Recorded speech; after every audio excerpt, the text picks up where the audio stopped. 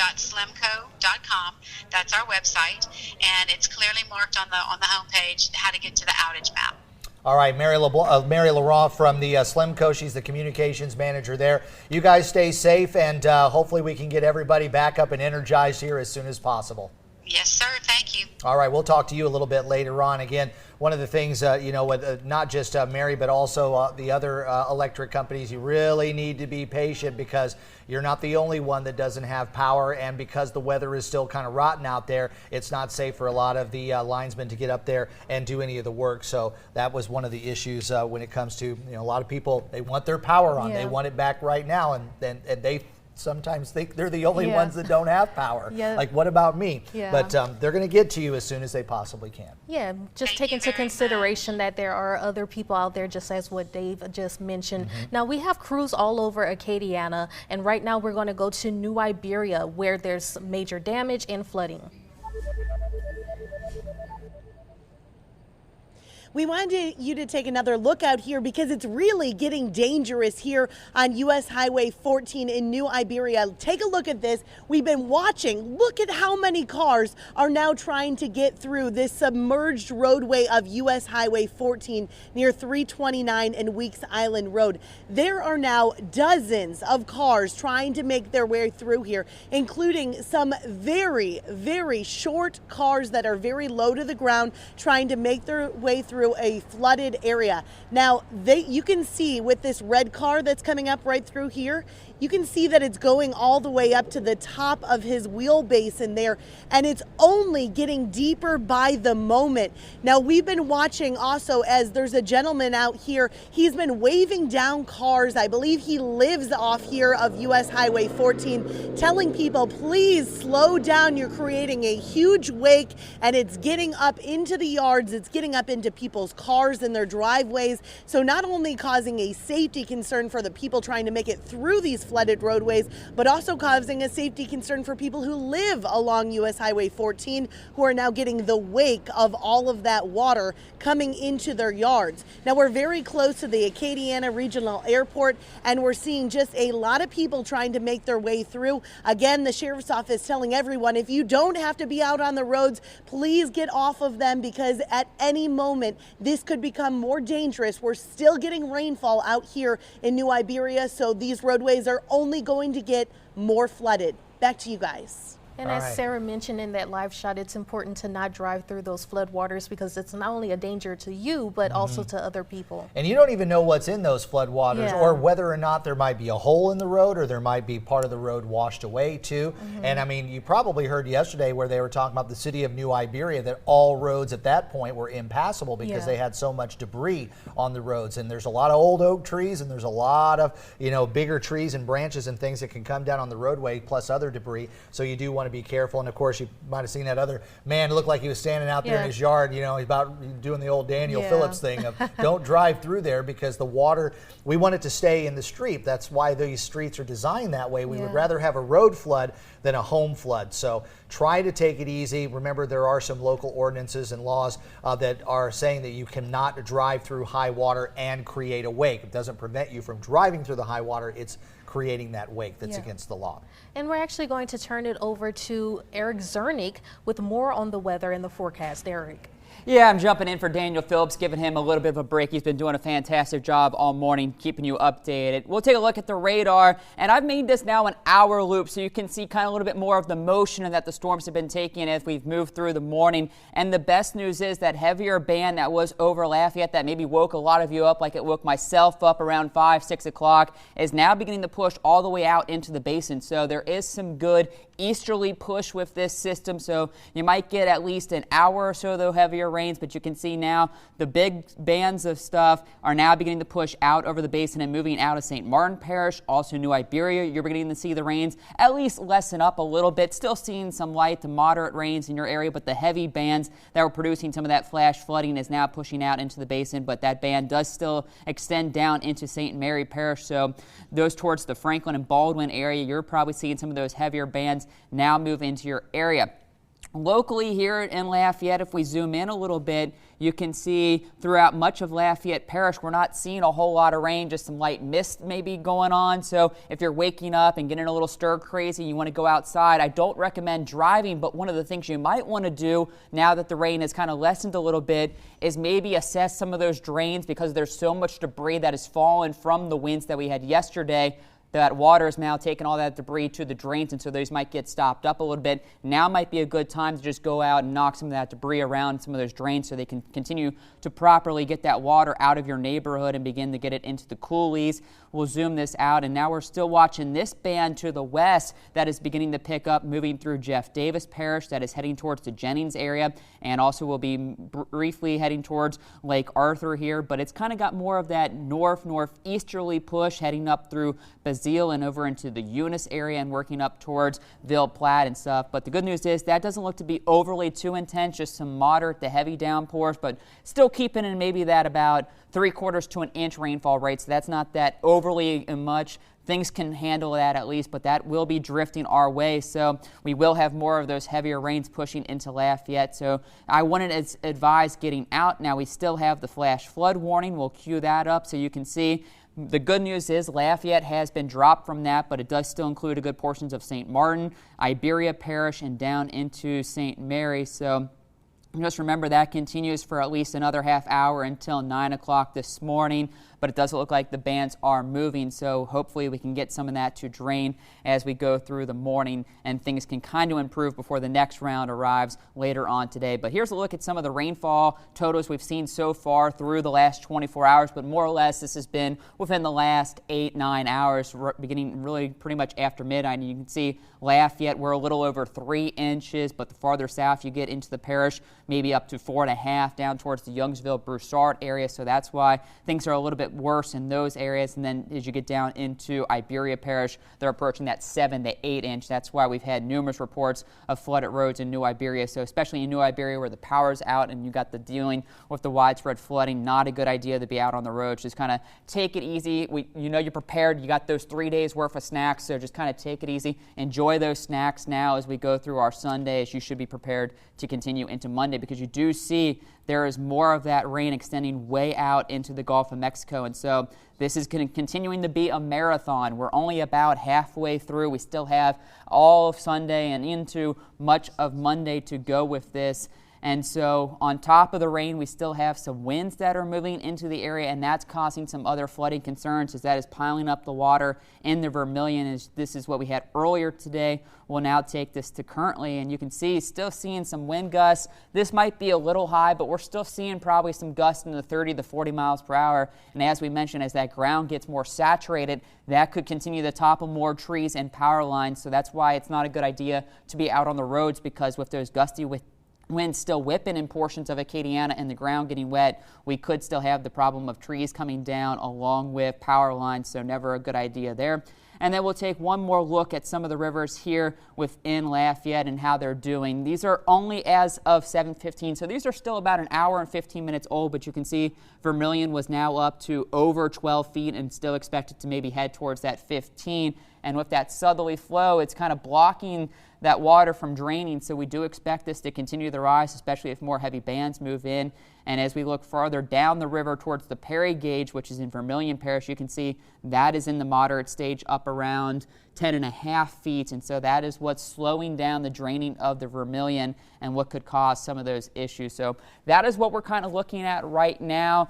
Just kind of take it easy, make sure you're not trying to get out there, but if you do want to try and get outside a little bit, maybe now's the time to maybe pick up some of that debris that has fallen so you can clear those drains before the next round of rain moves in later on today. But I'll be sending it back to Dave and Kendria. All right, thanks meteorologist Eric Zernick in the Storm Team 3 Weather Lab. Yeah, and we have crews all throughout Acadiana covering the storm and also the damage that it's left behind. We have Abby Breitenbach joining us from Derby Heights in Lafayette Parish. Abby.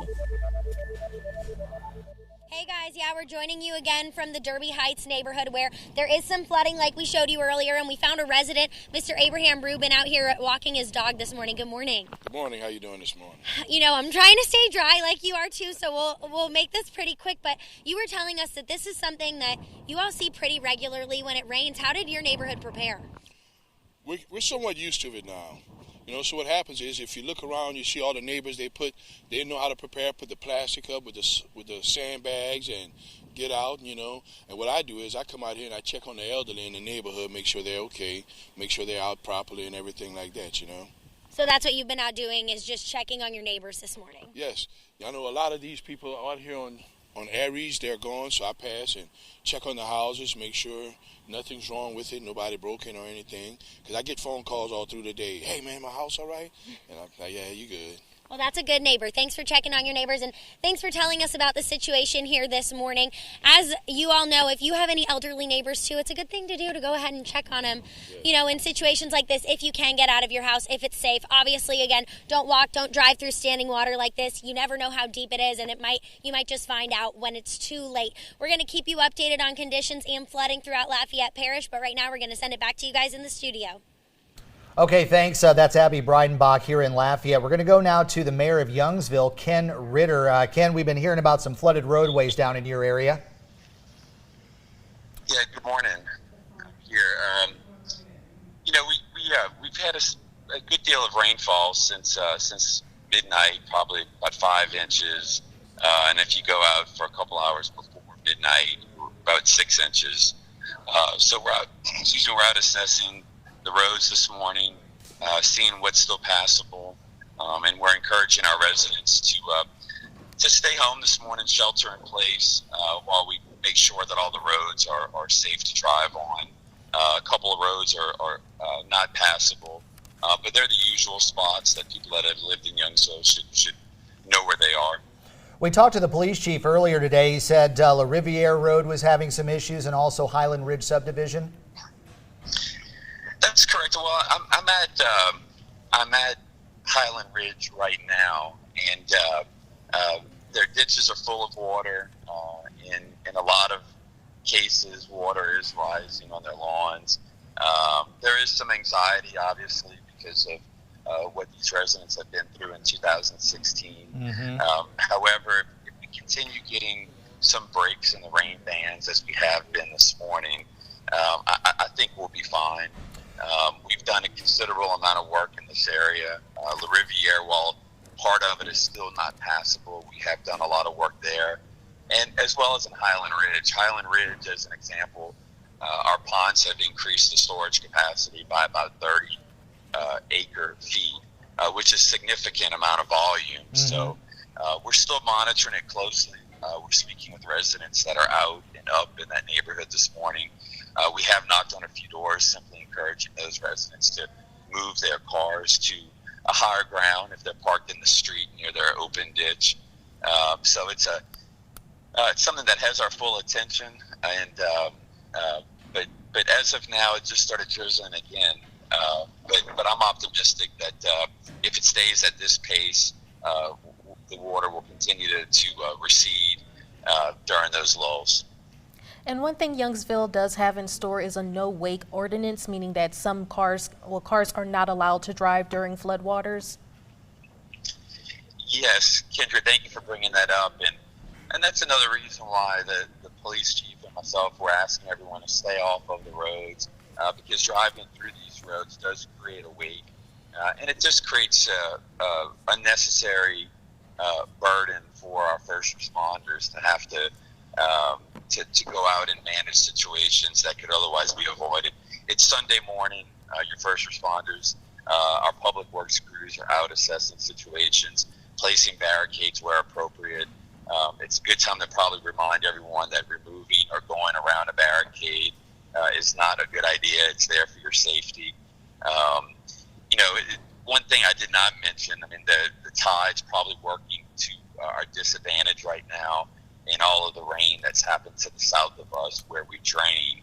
So our coulees are stacked up, but I'm optimistic that we'll get enough breaks in the rain that'll kind of give us the opportunity to see some receding in the water. Mayor, do you guys have a Facebook page or a city web page where people can kind of get a clearinghouse of information what's happening in Youngsville? Absolutely. Well, there's two: the City of Youngsville Facebook page, and then in addition to that, my Facebook page is Mayor Ken Ritter. Both of those we'll try to keep updates on. And I just want to clarify an earlier point. We have been working in tangent with the Lafayette Parish Emergency Operations Center. The preparation for this event has been great. And we did request some relocation of assets to the southern part of the parish. So I don't want to alarm anybody should they see some high water vehicles or things like that are being positioned around the city. We have just had the advantage in this event to be prepared, and it just makes sense, in my opinion, to have those assets strategically stationed around the parish if needed. All right. Well, you guys hang in there. I know there's a lot of water. Hopefully we're getting a little bit of a break across much of Lafayette Parish right now. You guys stay safe and let us know if you need anything. Give us a call right back. Great. Thank you so much. That's Mayor Ken Ritter of the city of Youngsville joining us this morning. And we're actually staying in Lafayette Parish. We're going to be joined with Chris Welty. He's actually on a search and rescue mission with the Lafayette Parish Sheriff's Office. Chris. Hey guys, we're live in Youngsville on Lafayette Street right now. We're at a staging area with the Lafayette Parish Sheriff's Office. You can see that they're all meeting right behind us right now. They're waiting to speak with Youngsville Police Chief Ricky Boudreau, and we're in several high water vehicles. They're planning to do some high water search and rescue missions here in the Youngsville area. Several neighborhoods are starting to experience that high water, unfortunately. And there's even help from the Jefferson Parish Sheriff's Office. They brought one of their high water vehicles as well. And even loaded down on the high water vehicle we're on right now is a canoe. So just in case that there's some shallow water and people need some rescuing, the Sheriff's Office can go out and do that. Now, they train for this year-round. I've been with the Lafayette Parish Sheriff's Office on some of their training operations throughout the year. They use the lake behind the Lafayette Regional Airport for some of these canoe operations, and then there's a Marine Survival Training Center that they even use as well, where some of the sheriff deputies, they have to jump from a platform, practice getting into one of these canoes. They practice in case the canoe flips over, because during floodwaters, that's a possibility with the current that one of the canoes could flip over. So these deputies, they have to know how to jump back into these canoes and do so safely as well. So they are very prepared, very capable. Once again, we're still waiting to get word on when exactly we're going to leave, but we're in one of 4 high water vehicles here in Youngsville, and the Youngsville PD, they even have a high water vehicle as well, staged in a different area of the city. So these missions are going to get underway shortly. And remember, if you do need rescuing, call 911, and the Sheriff's Office, Youngsville PD, they'll get to you as soon as possible. Live in Youngsville, Chris Welty, KATC TV3. And continuing our team coverage is Jason Lamb. He's in Parks with more on damage and also the effects of the storm there. Jason. That's right, guys. We are near Parks right now. This is the Bridge Street Highway right near Iberia Lane. I want to show you what we are seeing now. Take a look at this home right back here. Just a great image of what all this storm damage has been able to do. Part of this metal roof is ripping off, and the really eerie thing here is, as you can see, it's not completely off. It's still hanging on the side of the roof, and as the wind kind of comes through and gusts at it a little bit more, you can kind of hear the entire roof creaking. I don't know if you can pick it up here through this microphone, but that's what we've been looking at here over the last 5 minutes or so. Just one example of all this storm damage making its way through St. Martin Parish, through all the flooded roads. Here the roof is creaking there a little bit more. Even some of the shingles underneath have been ripped off there on the front of the building. But again, we have been making our way through St. Martin Parish. We're seeing the flooded ditches. We're seeing the flooded roadways. And the sheriff's office is making their way through here, trying to make sure everybody is safe. No one's driving through those flooded roads, something we have seen, unfortunately, all too often in this aftermath and our coverage here this morning. But again, just one example of the damage here. We'll keep surveying the area here in St. Martin Parish, and we'll get back to you as soon as we find anything else. For now, we're live in St. Martin Parish. Jason Lamb, KATC TV3. Thank you, Jason. We're going to bring in Attorney General Jeff Landry here, and you were saying that there's a lot of folks in the state that have been involved to help protect the citizens. Yeah, you know, we should always remember our first responders, the utility folks, DOTD, all of them have been doing a fabulous job of being able to keep our roadways clear. Of course, the utility trucks are trying to get down power lines as quickly as possible. The good news is we don't have widespread damage.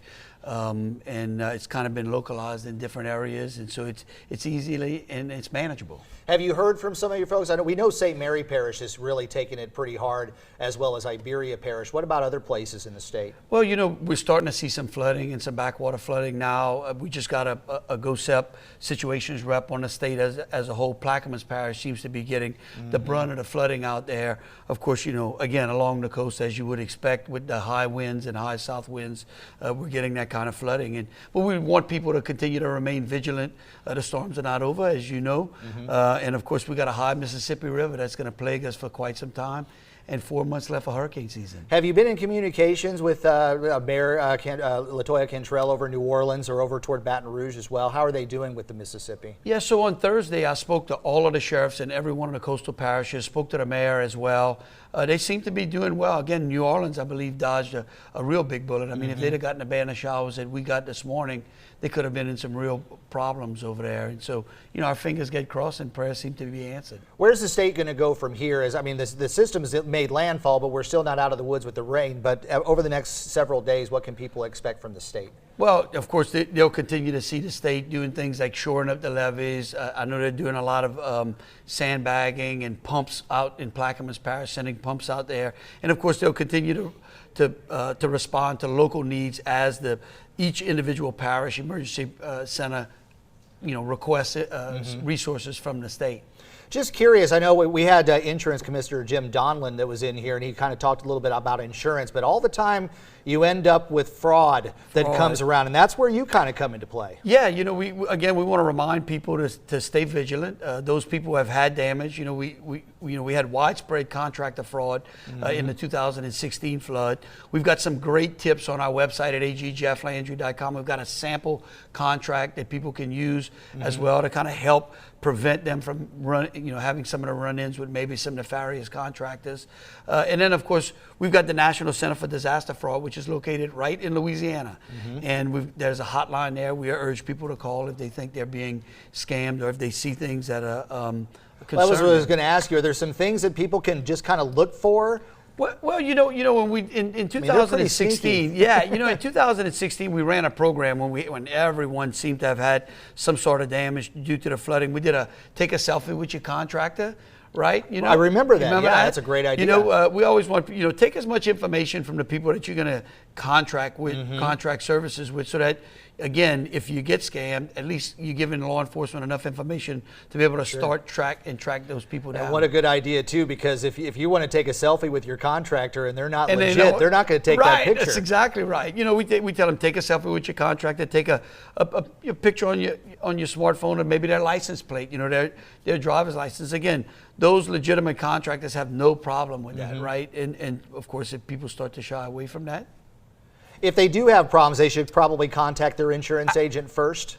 Well, absolutely, and also, but we urge them to call the National Center for Disaster Fraud. The number is 866-720-5721. It's kind of a clearinghouse where calls go in and then they route them to the right agencies. Attorney General Jeff Landry, thank you for everything that you're doing. Well, thank you. If you need any help, you know, he's going to be available as well as other agencies across the state. I think we're going to go back over to, we're going to meteorologist Eric Zernick again. Okay, he's got the latest on the flooding and whatever else is going on locally right now. Hey, Eric. Hey, Dave, thank you for all that great advice. But it does look like the good news is, unlike 16, we're eventually getting a good number of breaks. So although we've had some heavy rains at times earlier this morning, we're definitely in a good lull right now for central Acadiana, which includes Lafayette, back through Acadia Parish and now down into Vermilion. So some of that water is beginning to drain a little bit. So the good news, still do have some light showers pushing through the area. But the best news is that big heavy band that we saw come through this morning is continuing to work its way off to the east, now pushing mainly out into the basin and heading towards Baton Rouge. Still have it out into the very far eastern portions of Iberia Parish and now still working into St. Mary. So St. Mary, you are the ones that are going to see the heaviest rains move through here within the next hour or so, while the rest of us just have some light showers. Also have this decent band out to the west back through Jeff Davis Parish and working its way through Evangeline towards the Ville Platte, Eunice area and Mamou. You're seeing some decent rains, but you can see a good majority of us are getting a little bit of that break, which is what we needed for some of the water to start draining a little bit, allowing it to get into the coulees and make its way into the river. But that is going to slow down because the tributaries and the Vermilion River are beginning to pick up and hold a good bit of that water. So hopefully we can get a little bit of this drain out, but you do see with that southerly push, there's more rain coming, and that is pushing more of that water back in. So this is going to still take a couple of days for that water to go down, so don't expect the water to quickly make its way down.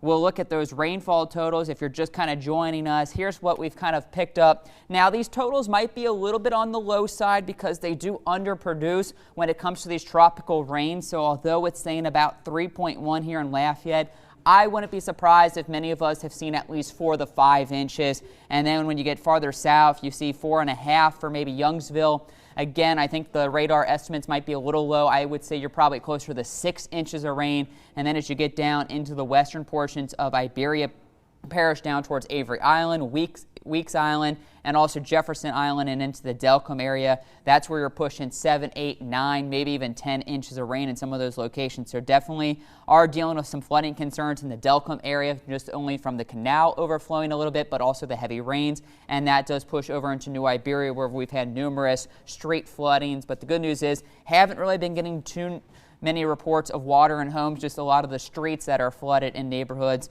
across many of the areas, but we are having some water rescues underway down towards the Youngsville area. Here's a more big picture look at what we're looking at for the rest of our Sunday, and you can see lots of deep tropical moisture continues to be out into the Gulf of Mexico, which will be wrapping around and over Acadiana. So we are not out of the woods just yet. Still will have more rounds of rain throughout the afternoon into the evening, and I think this extends into Monday. So let's go ahead and look at some of the latest model data to kind of give you an idea. And you can see this continues to push maybe another band of showers as we head towards noon today. So it's going to kind of be that on again, off again, where the rain lessens a little bit, but then picks up.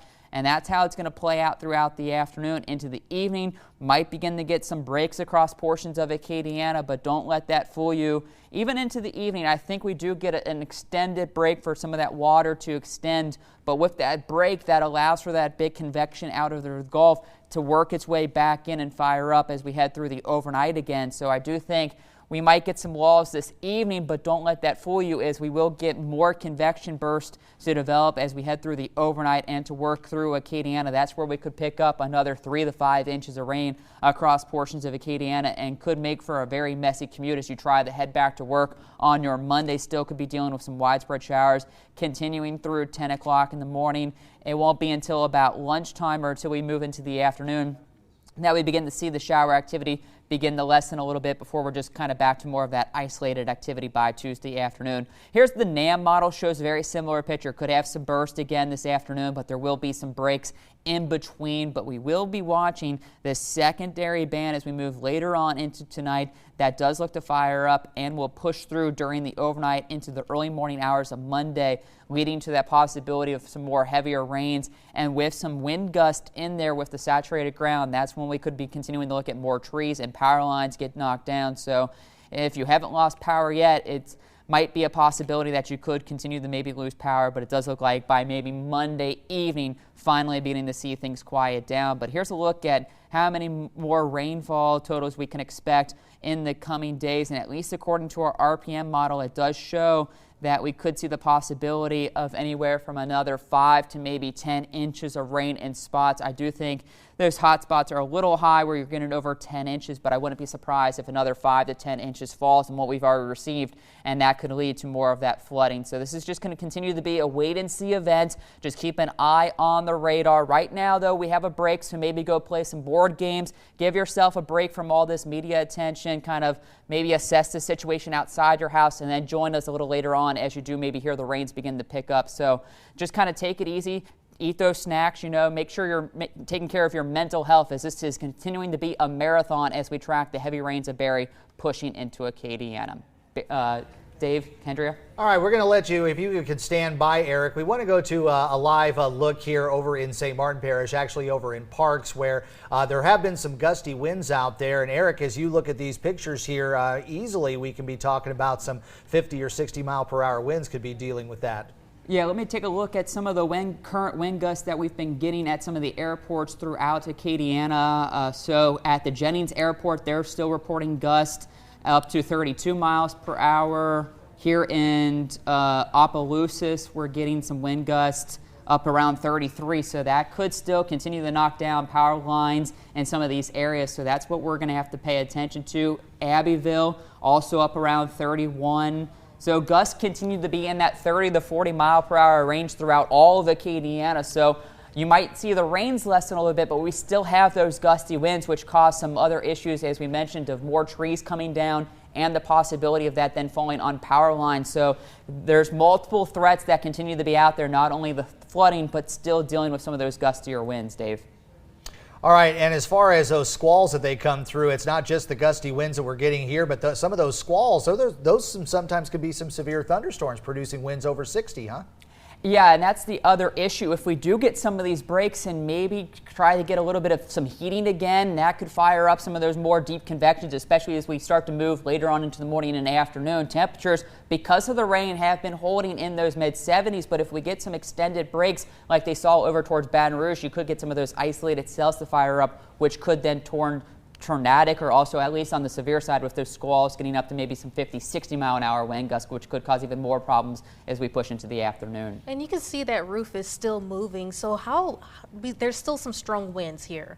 Yes, we're still even seeing sustained winds in the 20s. So that is continuing to knock down some of those lower tree limbs. So as I mentioned, as you get some lulls in the rain, get out there, try to pick up some of that debris so that the drains can stay clear, so that when you do get another round of heavier rain, that water can continue to drain properly and it's not backing up in your neighborhoods and streets and whatnot. So those are going to be the things that if you kind of get stir crazy in your house and want to get outside, I wouldn't suggest getting on the roads and going anywhere, but maybe walk through your neighborhood and check to do the things that you can try to do as cleanup as best you can when there is those breaks before that next round of heavy rain pushes into your area.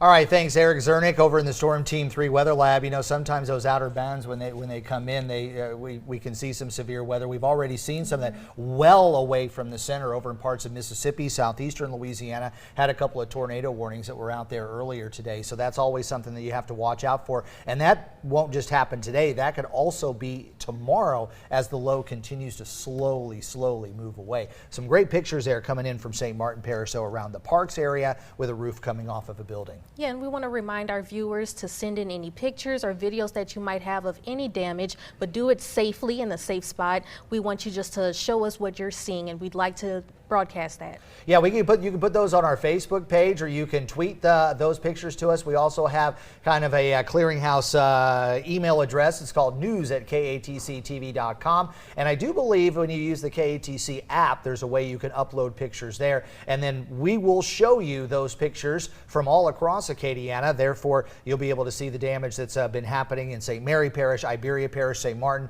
or anywhere else across Acadiana. So all you have to do is go to our Facebook page or the app, or tweet us, or Instagram even, right, Stacy? Instagram's good too?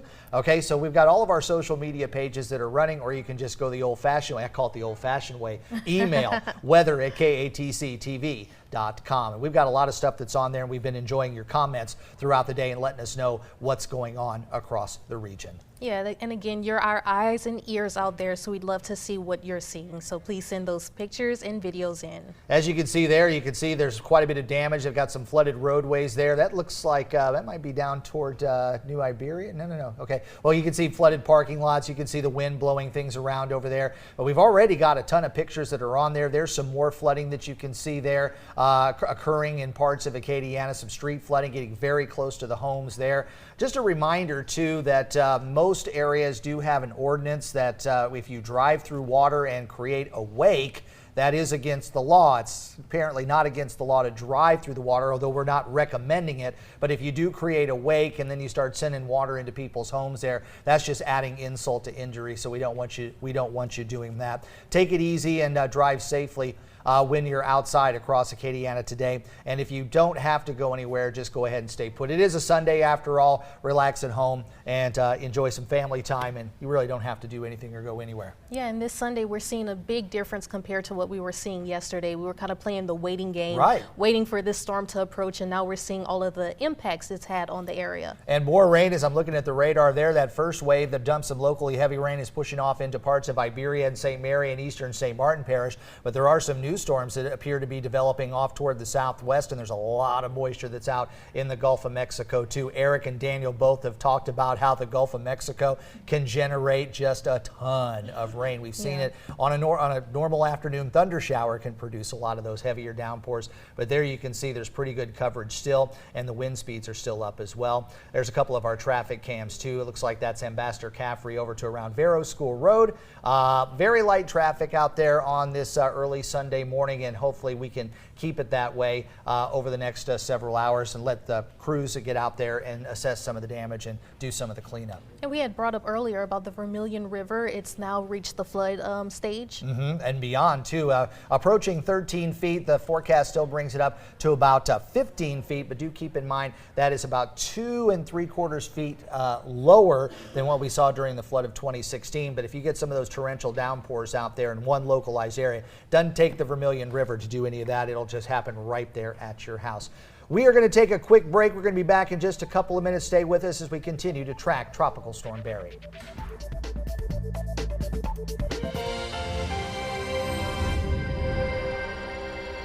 This KATC Weather Alert was sponsored by the Jim Olivier family of companies. 4 years ago, Bobby Jindal left Louisiana in crisis. We have a major budget crisis in Louisiana. $2 billion shortfall. Drastic cuts are feared. Higher ed and healthcare are facing deep cuts. But under Governor Edwards' leadership, we've turned that deficit into a surplus. This year's surplus. Saving safety net hospitals, nursing homes. TOPS is fully funded. Teacher and pay raises. Higher ed is fully funded. And while there's still work to do, Governor Edwards is leading Louisiana in the right direction. KATC's Rob Perillo, Daniel Phillips, Eric Zernick, and Dave Baker, 4 full-time meteorologists, Acadiana's most experienced weather team, covering every storm, every time, everywhere. Dale's little girl's heading to college. Luckily, her dorm is about 10 minutes from a hotel by Wyndham. Ashley's meeting all her in-laws, and she's about 10 minutes from a hotel by Wyndham. Jeff's flying to, never mind. But hey, 10 minutes from a Wyndham. He's having the best day ever. And he's about 10 minutes from a hotel by Wyndham. With over 6,000 hotels across the country, a great hotel by Wyndham is closer than you think. Book direct at wyndhamhotels.com. KATC's 5, 6, and 10 p.m. news with Marcel Fontenot, Jim Hummel, weather with Rob Perillo, and sports with Andrew Clay. On the air, online, and on social media. Every story, every time, everywhere. Did you know Stanley Steamer's the one to call in a water emergency? With a fleet of over 3,000 vans, we get there fast, 24/7. Call 1-800-STEAMER and get back to dry. Stanley Steamer gets your home cleaner. People say if you have occasional constipation, you should know the location of a decent bathroom. My gut says take new Benefiber Healthy Balance. This daily supplement helps maintain digestive health naturally while relieving occasional constipation and abdominal discomfort. New Benefiber Healthy Balance. Online, on your phone, and on the air, KATC is everywhere. This is a KATC Weather Alert tracking Barry. Sponsored by the Jim Olivier family of companies. Well, welcome back and good morning, Acadiana. As we come up to the 9 o'clock hours, we continue tracking Tropical Storm Barry. We've been doing this for a long time, haven't we? Oh, yeah, since yesterday morning, so it's been a good minute. Unfortunately, Barry is one of these guys who's like the unwanted weekend guest that doesn't want to go anywhere. On the phone right now, we have Lieutenant Robert Moore, who's the acting PIO now for Iberia Parish Sheriff's Department. Good morning, Lieutenant. Good morning, Dave. How are things going down there? We've seen a lot of pictures of flooded roads, and we already knew that you had a lot of tree damage that was blocking some areas, and of course power issues have been a big problem down in Iberia Parish. Yes, sir. We've got basically those areas that would historically flood have flooded. Some of the areas have not. There's still access is still pretty good for us. We've only had overnight, we had one assist. I can't really call it a rescue, but we had one assist for a family. But other than that, it seems like everybody's been batting down the hatches. You haven't had a whole lot of traffic on the roadways. We saw a few cars trying to get through a flooded roadway on LA 14 there out going toward the Highway 90. Right. We checked this morning, and basically 14 going all the way through Delcom was passable. It just according to exactly during a squall the water may come up. But like I said, I've been monitoring traffic out here right along Highway 14, and it's been a fairly light volume of traffic. How are the other communities such as Lauraville a little bit farther to the east? Well, being that they're further north, typically if it's just a low-lying area that would typically flood during something like this. But we have had absolutely we've had no calls in that area for any type of assistance. We're also looking at the radar here. Jeanerette seems to be getting a lot of heavy rain as of the last hour or so. Yes, sir. They have some Jeanerette, the police department down there, and they also have a couple of National Guard units that are down there with high water vehicles that are assisting them. Again, I have not heard of any high water rescues that they've performed. And we did receive some reports about the hospital in New Iberia and how they had a power outage. I want to ask you, do you know anything more about what's going on with that or how things are working out? No, ma'am, I sure wouldn't. I haven't been informed of that. Okay. So there are a lot of power outages there. If folks are on the roadways and the traffic signals are out, can you explain to them what they're supposed to be doing? Well, preferably stay off of the road. Yeah. I mean, I understand some people have to get out and, with last-minute provisions.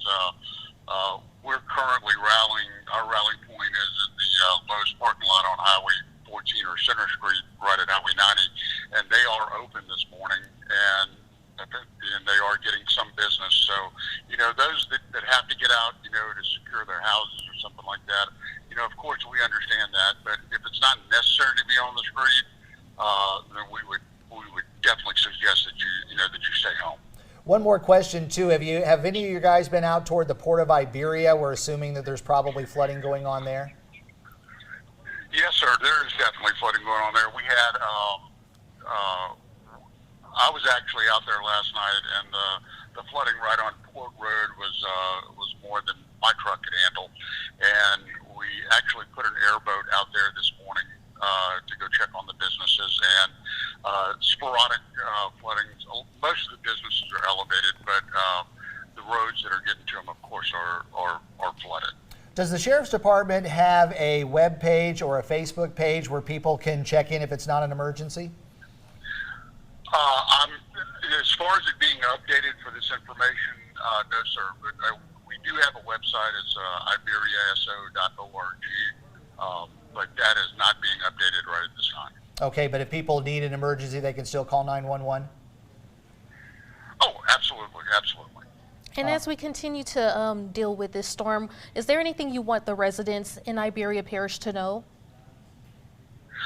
Just to keep doing what they're doing. I mean, like I said, everything has been quiet for us so far, as far as the rescue end of it goes. So, whatever they're doing, keep on doing, because it's helping us out tremendously.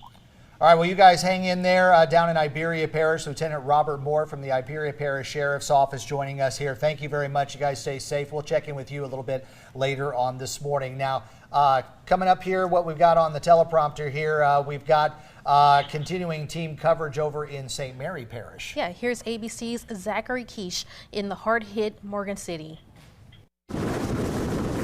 Tropical Storm Barry continues to pose life-threatening flash flooding this morning as it slowly crawls inland. The storm dumping heavy rain, overwhelming banks and bayous, some areas under floodwaters by several feet. Breached levees sent water gushing into neighborhoods just like this.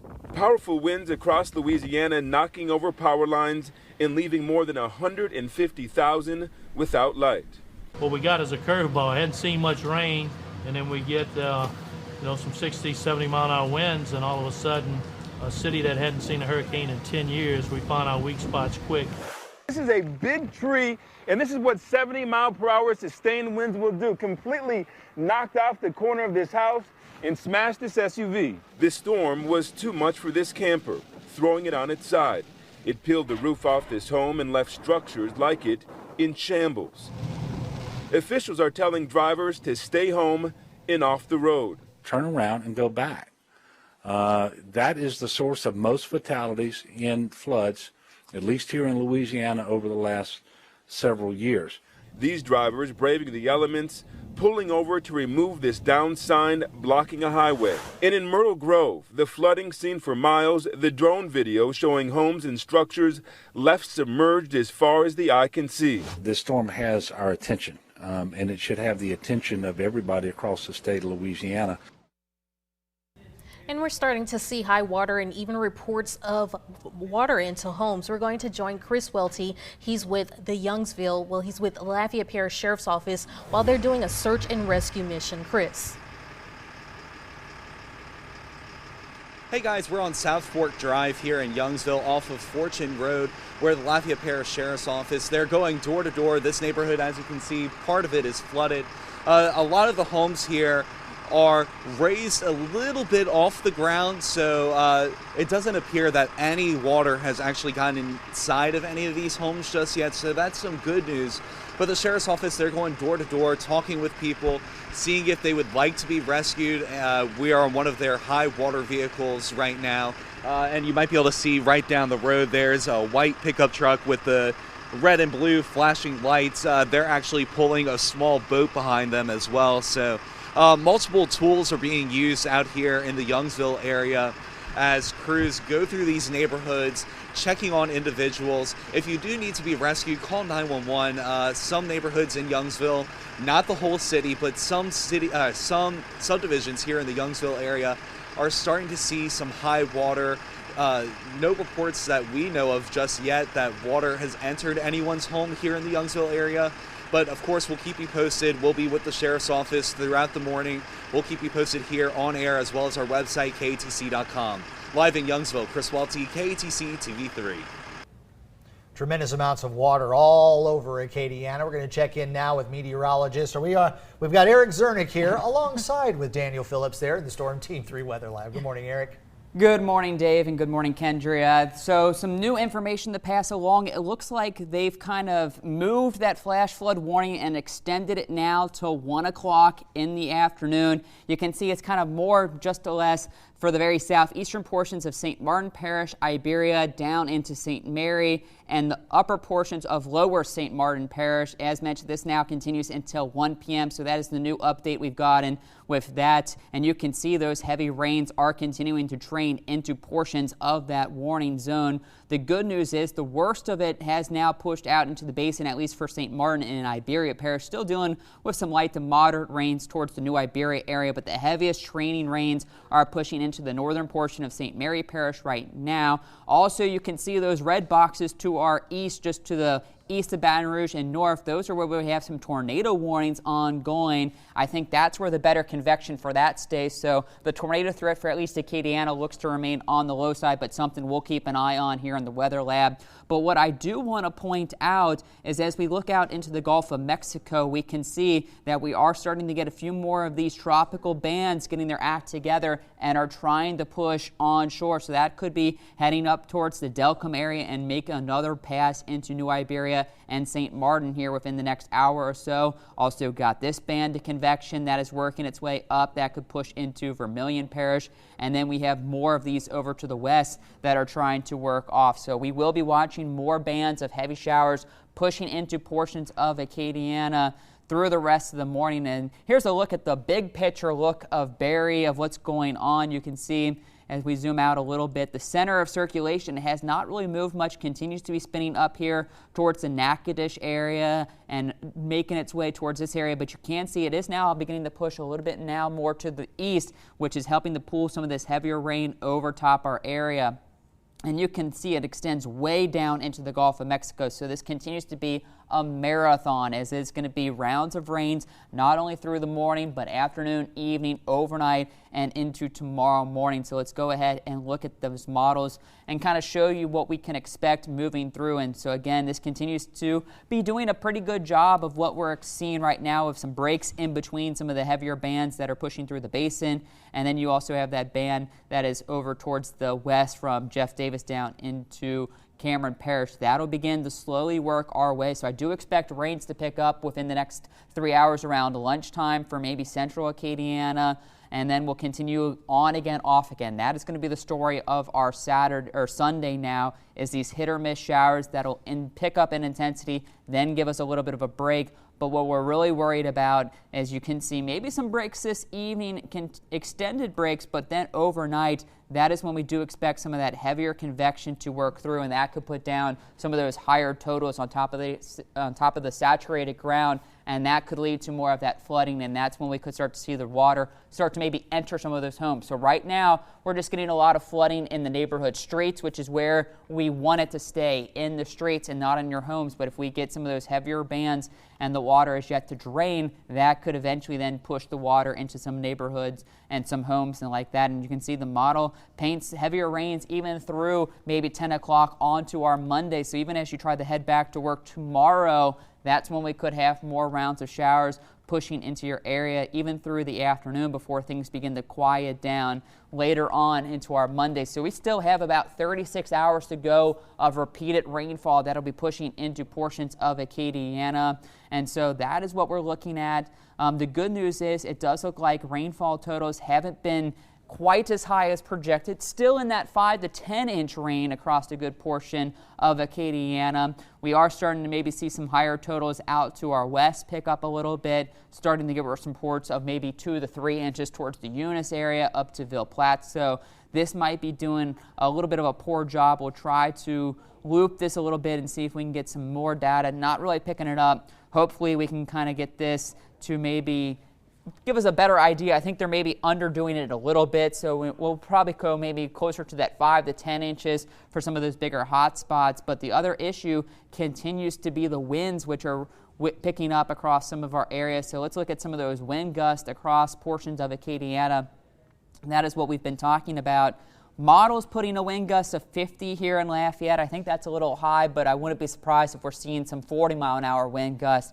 And with the saturated ground, you can see that's definitely going to be blowing around some of those power lines and maybe knock down some trees. I've gotten some reports on Facebook of some big trees down in the Abbeville area earlier this morning, thanks to some of those higher wind gusts with the saturated ground now. So there is still going to be more threats through the afternoon of some power lines getting knocked down along with trees.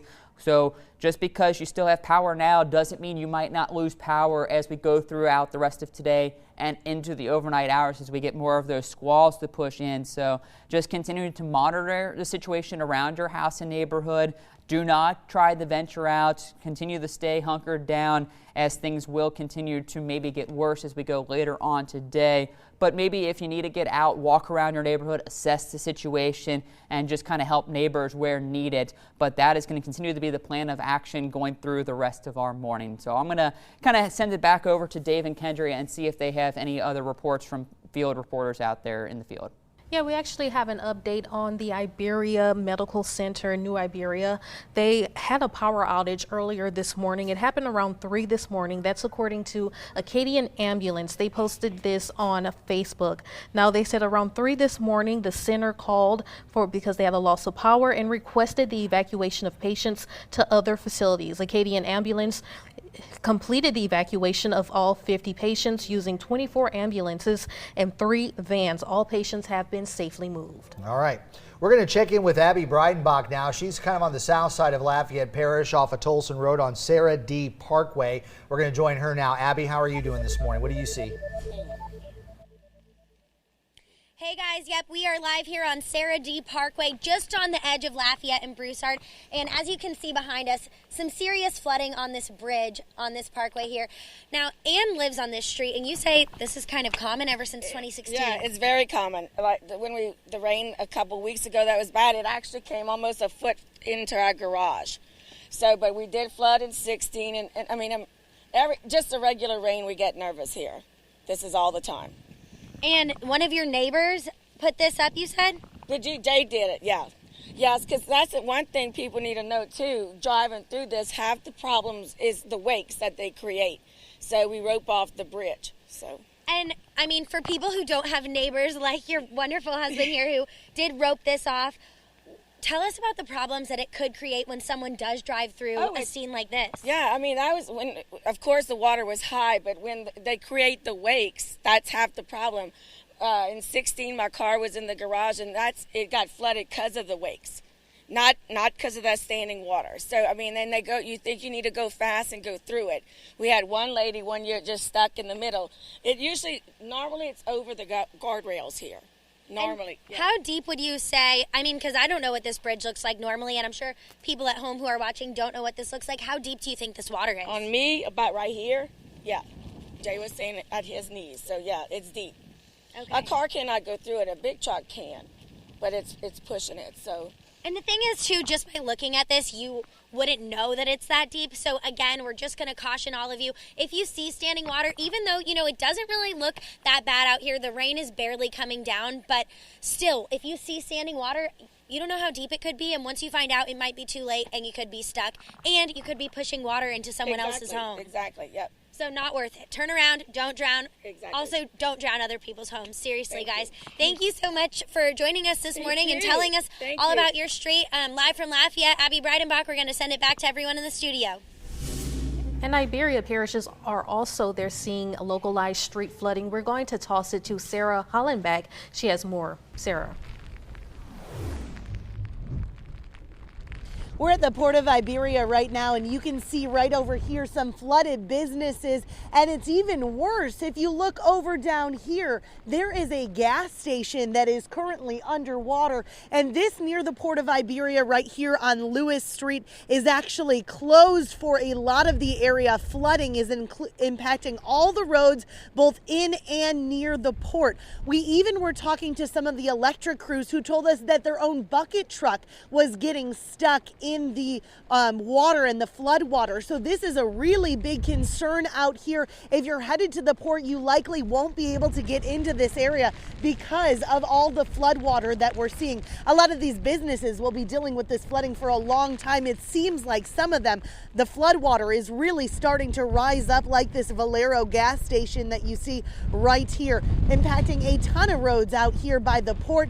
It's unclear how long these roads will be closed, but it seems like the water is coming closer to us at the moment. So not a lot of people able to get in and out of this area. Here's a truck that's going to try and get his way through, but considering a bucket truck got stuck, it's probably not the best idea to try and get anywhere around the port. If you're headed in this direction, the best idea is just to sit it out and wait until some of this rainwater starts to dissipate and our roads are less flooded. Back to you guys.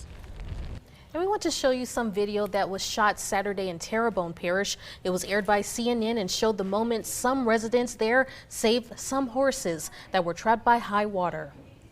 In some parts of this field that has been flooded, it's 12 feet deep, certainly too deep for the horses. They were up to the top of their neck as they were trying to swim through this area. Now, the gentleman that we spoke to earlier, Sean Odemont, he's on that boat right there. You know, most of the waters have spared homes so far, but they certainly are coming up in the back of a lot of people's properties. That's Sean there. He just hopped out of the boat, and they're going to try and herd the horses out. Both horses. He says they don't have names, but certainly he wants them to be high and dry, and I think they're going to be much happier once they come out. Oh, wow, that was a hairy situation for a few moments there. They weren't certain how they were going to get those horses out, and they were being very stubborn. We'll go ahead and see if maybe we can go talk to Sean again and see what that was like, because now you got the horses, they're safe and sound, nothing to worry about. They look like they're going to be in a much better situation, especially high and dry. Back away because I don't want to spook them. I think they see that blue jacket. Maybe they're a little spooked by that. But we'll get them out of there. They're going to load that boat back up. Thanks to some good Samaritans here helping out. That was incredible work there. Okay, well, we kind of lost that feed there. Did want to go live here to Iberia Parish. What you're looking at there is a live picture of the port of Iberia, and that's looking kind of toward the south, toward the port itself. There are a number of businesses that are there when you get off of Highway 90 and you head south and you get into the port of Iberia. Port of Iberia is one of those parts of Iberia Parish that will flood very, very easily. And we're not talking about the rain. This is because the tides have been elevated and the storm surge as well. You've got that canal that comes basically straight from Vermilion Bay right up into the port of Iberia. Most of the port of Iberia's businesses there are prepared for this kind of flooding. A lot of the businesses, the offices that are down there, elevated enough, but sometimes they do get the higher water that will come up those canals that are out there as well. But as you know, Sarah Hollenbeck was telling you is that when you get down to those areas, especially when you get closer to the port of Iberia, as you can see, it looks like off in the distance there's a truck trying to get through that high water there. That is not recommended because, as you can see, that water, that's a fairly big truck there, and that water appears to be all the way up almost to the headlights of that particular unit there as it's moving closer to the camera. He's also creating somewhat of a wake there, but farther down there's always, whenever you have any kind of a landfalling tropical system, especially when the center of circulation comes inland and remains west of us, that gives you that persistent southerly flow, and that's why the water continues to come up. But it does appear that this truck is going to safely make it through and should be passing our camera crew here in just a couple of seconds. But Sarah Hollenbeck was down there earlier talking about all of the water, and she's seen quite a bit of flooding all across Iberia Parish. If you continue there on the highway, you come on up there into the city of New Iberia, a lot of times the roadway there just north of the Highway 90 can sometimes flood there too. And then we saw what was going on the exit that's prior to that over there on the LA 14, some deep water there, unfortunately there by the Avery Allen Road. That's kind of an area that does tend to flood whenever you have heavy rain, but this right here is mainly due to storm surge when you get down to the port of Iberia. I'm glad that truck was able to make it through. Kendra, I don't know if you were seeing that water was all the way up to the top of the headlights, and that's a fairly large truck. Yeah, there's some places in Acadiana that there's a no wake ordinance. These are some images that we've been seeing a lot of people passing through those floodwaters, but we're recommending you do not do that. Don't do what that truck just did. You might not be as lucky trying to get through.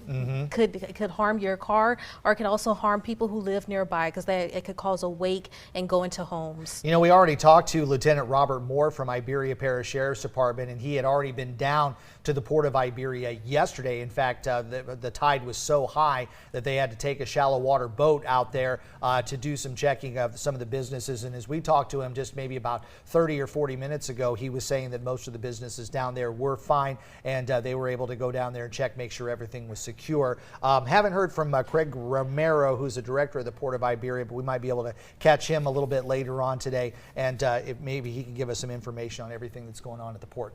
All right, and we're going to go to Eric Zernick, our meteorologist. He's tracking the storm, Barry, and Eric, can you just tell us more about what's going on right now? Yeah, looking at those videos, it shows that water continuing to hold in the streets, and that's because we had so much water. The river levels are beginning to pick up, and so the water just isn't able to drain as fast. So it is going to take some time for that water to go down. So if you don't have to be on the roads, I don't advise it, because there is going to be numerous spots, just like where that truck tried to get through, where there's quite a bit of water in the roadways, anywhere from 1 to 2 feet. And so that could cause some stalling of smaller vehicles. Let's look at the radar right now and kind of show you an update of what we're dealing with across Acadiana. So the heavier bands that moved through earlier this morning, that kind of woke maybe several of you people up. I know it woke myself up at home around 3, 4 o'clock when those heavy rains were pounding on your window.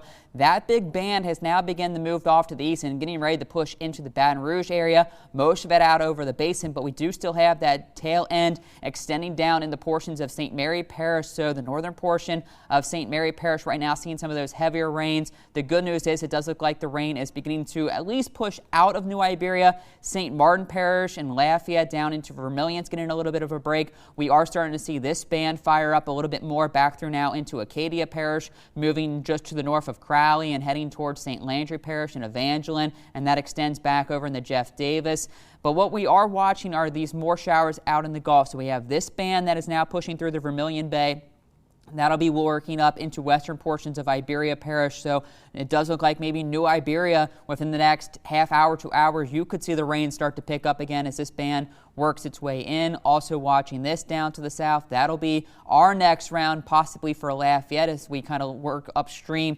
That could move in the next couple hours. So as we get closer towards about noon, that's when we could possibly see another round of heavier showers pick up in our area here locally for the hub city. And then you see more of this rain. That'll be moving into Vermilion Parish as well. So a lot of us will be dealing with more water. As mentioned, let's take a look at the latest updates at the Vermilion River at the Surrey stage. So this is as of 8:15. It was now up to about 12.9 feet. So continuing to rise, starting to plateau a little bit now that the rains have kind of slowed down a little bit. But if we get more of those heavier rains with the coulee still on the high side and the river on the high side, still could be expected to maybe get up another 2 feet or so to get close to that 15-foot range. That is still as the expected crest later on tonight, and maybe more as we move into Monday as that water continues to make its way into the basin. So that's what we're looking at locally.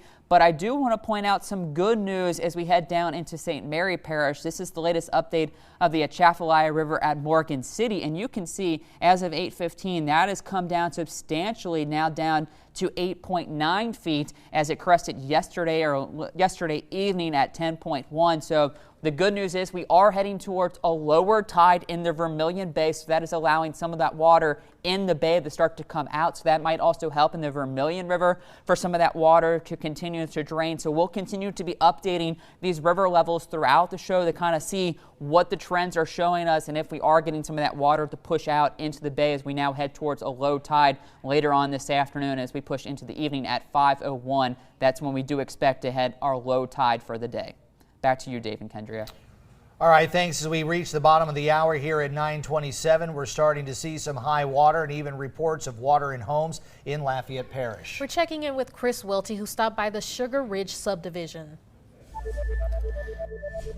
Hey guys, we're here in the Sugar Ridge neighborhood in Youngsville, and you can see this area is starting to flood. You might be able to see down the road there's a vehicle that's trying to drive through flood water. I was listening to her engine and it sounded like it wanted to stall out. So far we're hearing that there's no water in homes just yet, so that's some good news, but the water isn't going down and the rain is going to continue falling in the Youngsville area for the majority of the day. And you might be able to see right over here, there's this home. They have sandbags, so they are prepared for the worst. And neighbors are having flashbacks to the flood of 2016, so they're just hoping that the water doesn't get inside their homes. We're told that there's some search and rescues happening here in the Youngsville area, so we're about to head back in the car and get to that side of Youngsville, and we'll bring you the very latest on KATC as well as KATC.com. In Youngsville, Chris Welty, KATC TV3. Well, the front half of a North Lafayette home is smashed after a tree snapped overnight. A massive piece of oak tree not only destroying part of the home, but taking out power lines as it came down. Now this all happening on Frank Street off of East Slimco. The Lafayette Fire Department responded and has part of that road closed. You can see those gusty winds take those trees down, and that's going to create quite a mess. Oh, yeah. And we have an update in New Iberia. Patients have been relocated from Iberia Medical Center following a loss of power this morning. KATC has spoken with several sources who say that the hospital had to transport them to different hospitals in Acadiana shortly after losing power. Details on what exactly happened are still limited, but we'll keep you updated when we get more information. Good thing they got all those folks out of there. I know that's going to be a rough one. They need that power down there. And Iberia Parish has been kind of hard hit. There's a lot of video there from earlier today. You can see the ambulances that were lined up there. There was something like, I think, 22 or 23,000 customers or residents, rather, that were without power down in Iberia Parish. And it's going to take some time to get the electricity back on. Yeah. Well, now let's go further inland. I think we're going to go to ABC's Alex Perez. He's in Baton Rouge, where flooding is a major concern. Okay, we'll get to that in just a little bit. You have something? Staying in Iberia Parish, we do know that the power outage happened around 3 this morning at the Iberia Medical Center in New Iberia. They reported a loss of power and requested the evacuation of patients to other facilities. Now, they were assisted with a Acadian ambulance, and they also had 50 patients who were transported to different hospitals, and they used 24 ambulances and 3 vans. And as Sarah Hollenbeck has been down in Iberia Parish, she's seen quite a bit of tree damage. She's seen some flooded roadways as well. And of course, we've heard about the power outages that are going on out there. And I think if we can, we may have some information on those power outages. We've got an updated number of those power outages across the state. We talked to Mary Laurent a little bit earlier. Slimco is reporting about 12,000 people without power. Cleco, 61,000, and Entergy, about 60,000 customers. Many of those workers have stayed home until this morning because they were waiting for the storm to move through. As Mary Laurent from Slimco told us earlier today, that they're doing their best to get their crews out there, but if the weather's bad, they can't go up in those bucket trucks. And but they understand that there's a lot of folks that are waiting to get the power back on. That way they can get their air conditioning running again and start to get the cleanup process. But they want everybody to be safe, not just their workers, but they want you to be safe too. And so they want you to stay away from power lines and probably avoid going out and trying to pick up debris, because you don't know if there might be a power line down, and if you end up grabbing onto a branch that's touching a power line, that branch would be wet. That's going to be devastating for you or anybody else that's around you. So try to kind of stay away from that and just use your safety precautions. Yeah, and as you mentioned, it's important to be patient. Like you won't be able to get your power back on immediately. Yeah, so you have to just be patient and wait it out and make sure that everyone is safe. Now we're going to go to New Orleans, where Rob Marciano is at. Here in New Orleans, the rain has arrived finally from Barry, although right now it's raining lightly. The rain extends all the way into Mississippi and Alabama. This slow-moving system is going to be with us for a time, right through tomorrow. Matter of fact, it may be raining more heavily this time tomorrow here than it is right now. And the question is, can the giant pumps that pump the water out of this below sea level area be able to keep up with that rainfall? So far, so good. The levees have held. The river didn't get high enough to overtop those levees, at least here. Some of the areas outside of those city walls and some of the areas in southern parishes have dealt with a lot more water than we have here. Still, that being said, any shore that's south facing with this south wind, we'll continue to see mild storm surge today, and we'll be dealing with that and the heavy rainfall. Could see over a foot of rain across South Louisiana today and through tomorrow, and that rainfall eventually gets up into the mid Mississippi Valley and into the Ohio River Valley as well. Life here in New Orleans, we'll get a little bit more back to normal today. The streetcar is closed again today, but the buses are going to start to run. Sanitation crews have been out trying to pick up some of the trash that was left behind the past 2 days during the storm. And the port is open. We just saw a cruise ship cruise up the river. The airport is open, although yesterday all the flights were canceled in and out. I think today the airlines are going to start to be winding things up. A number of utility crews staying at the local hotels here, they have already fanned out to try to get the power back on for those who have lost it during this storm. Rob Marciano, ABC News, New Orleans. Okay, thanks, Rob. Well, water overtopped one levee in Terrebonne Parish, prompting a partial evacuation for about 400 people. This video was taken by a viewer from a houseboat in the 4 Point Marina. You can see the back of the houseboat and a flooded parking lot. The viewer estimates about floodwater. The floodwater is at about 5 feet, but the parish's president, Gordon Dove, said overall the levee system is working. Well, I'll tell you what, with all the water that's out there, and we've been talking about not just storm surge, but also heavy rains, and that was kind of what we were warning you about, but we had quite a bit of wind across Acadiana. Meteorologist Eric Zernick is back in the Storm Team 3 Weather Lab. Let us know about some of those gusty winds that we had and how long they're going to stick around. Yeah, so that's what we're going to have to watch with these tropical rain bands that are getting ready to now push back on shore. So here's a look at the radar. We'll show you what's going on, but then I'm going to flip it over to look at the winds. So let's look at the radar so you can kind of see where we're showing the heaviest rains. Again, that continues to be now heading towards Baton Rouge down into St. Mary Parish. But you do see this band to our west that is moving through Jeff Davis up into Allen and Evangeline Parish, also into Acadia. And then you see some of these heavier bands out into the Gulf of Mexico. So we'll zoom out just a little bit. But what I'm going to do is we're going to turn this on to our velocity feature of the radar. And I'm going to do some interrogation to show you just how strong some of those wind gusts are in some of those tropical rain bands. So looking up into Evangeline Parish, you can see we're getting some gusts of 51 miles per hour. Also into northern Jeff Davis Parish, 48. So when you do get those bands of tropical rain to move through, that's when you could get some stronger wind gusts into that upper 40s, lower 50 miles per hour. Also, we'll interrogate just offshore of that system that is beginning to move into Cameron Parish, and eventually we'll be heading towards our area. You can see some wind gusts 40 to 50 miles per hour. So still going to be some very gusty winds moving through the afternoon and into later on this evening. So here's a look at the wind product of what we can expect later on today as we go throughout our Sunday. So again, this is a blend between the Euro and NAM model, but it's kind of doing a pretty good job. It shows, we're seeing mostly 30, 40 mile an hour wind gusts across the area right now. As those rain bands begin to move through, you could see it pick up, as I was showing, anywhere from the upper 40s to near 50 miles per hour.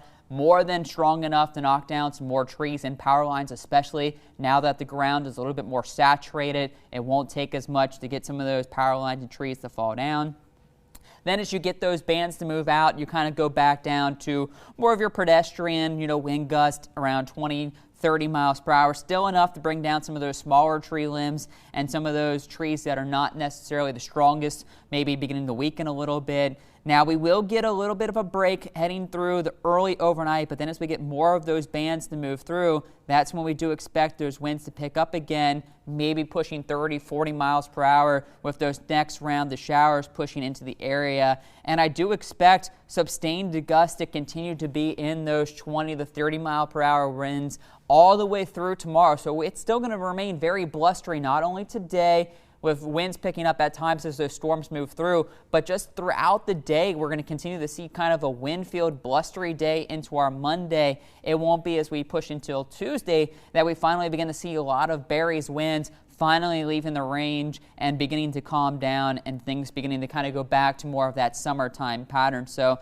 that is what we're looking at as far as winds over the next 48 hours. But I do want you to keep in mind that as we get some of those stronger bands that are out in the Gulf of Mexico to move onshore, that's when we get some of those tropical rain bands to move through, and we could see some of those winds to pick up as you continue to see some of those dark purple shades of those wind gusts out here. That'll be transporting into Acadiana later on today, and then even as we move through the overnight hours into our Monday. So that, on top of the rain threat, we still have to worry about those winds, which will have the power to potentially knock down more power lines and trees. So sending it back to Dave and Kendria.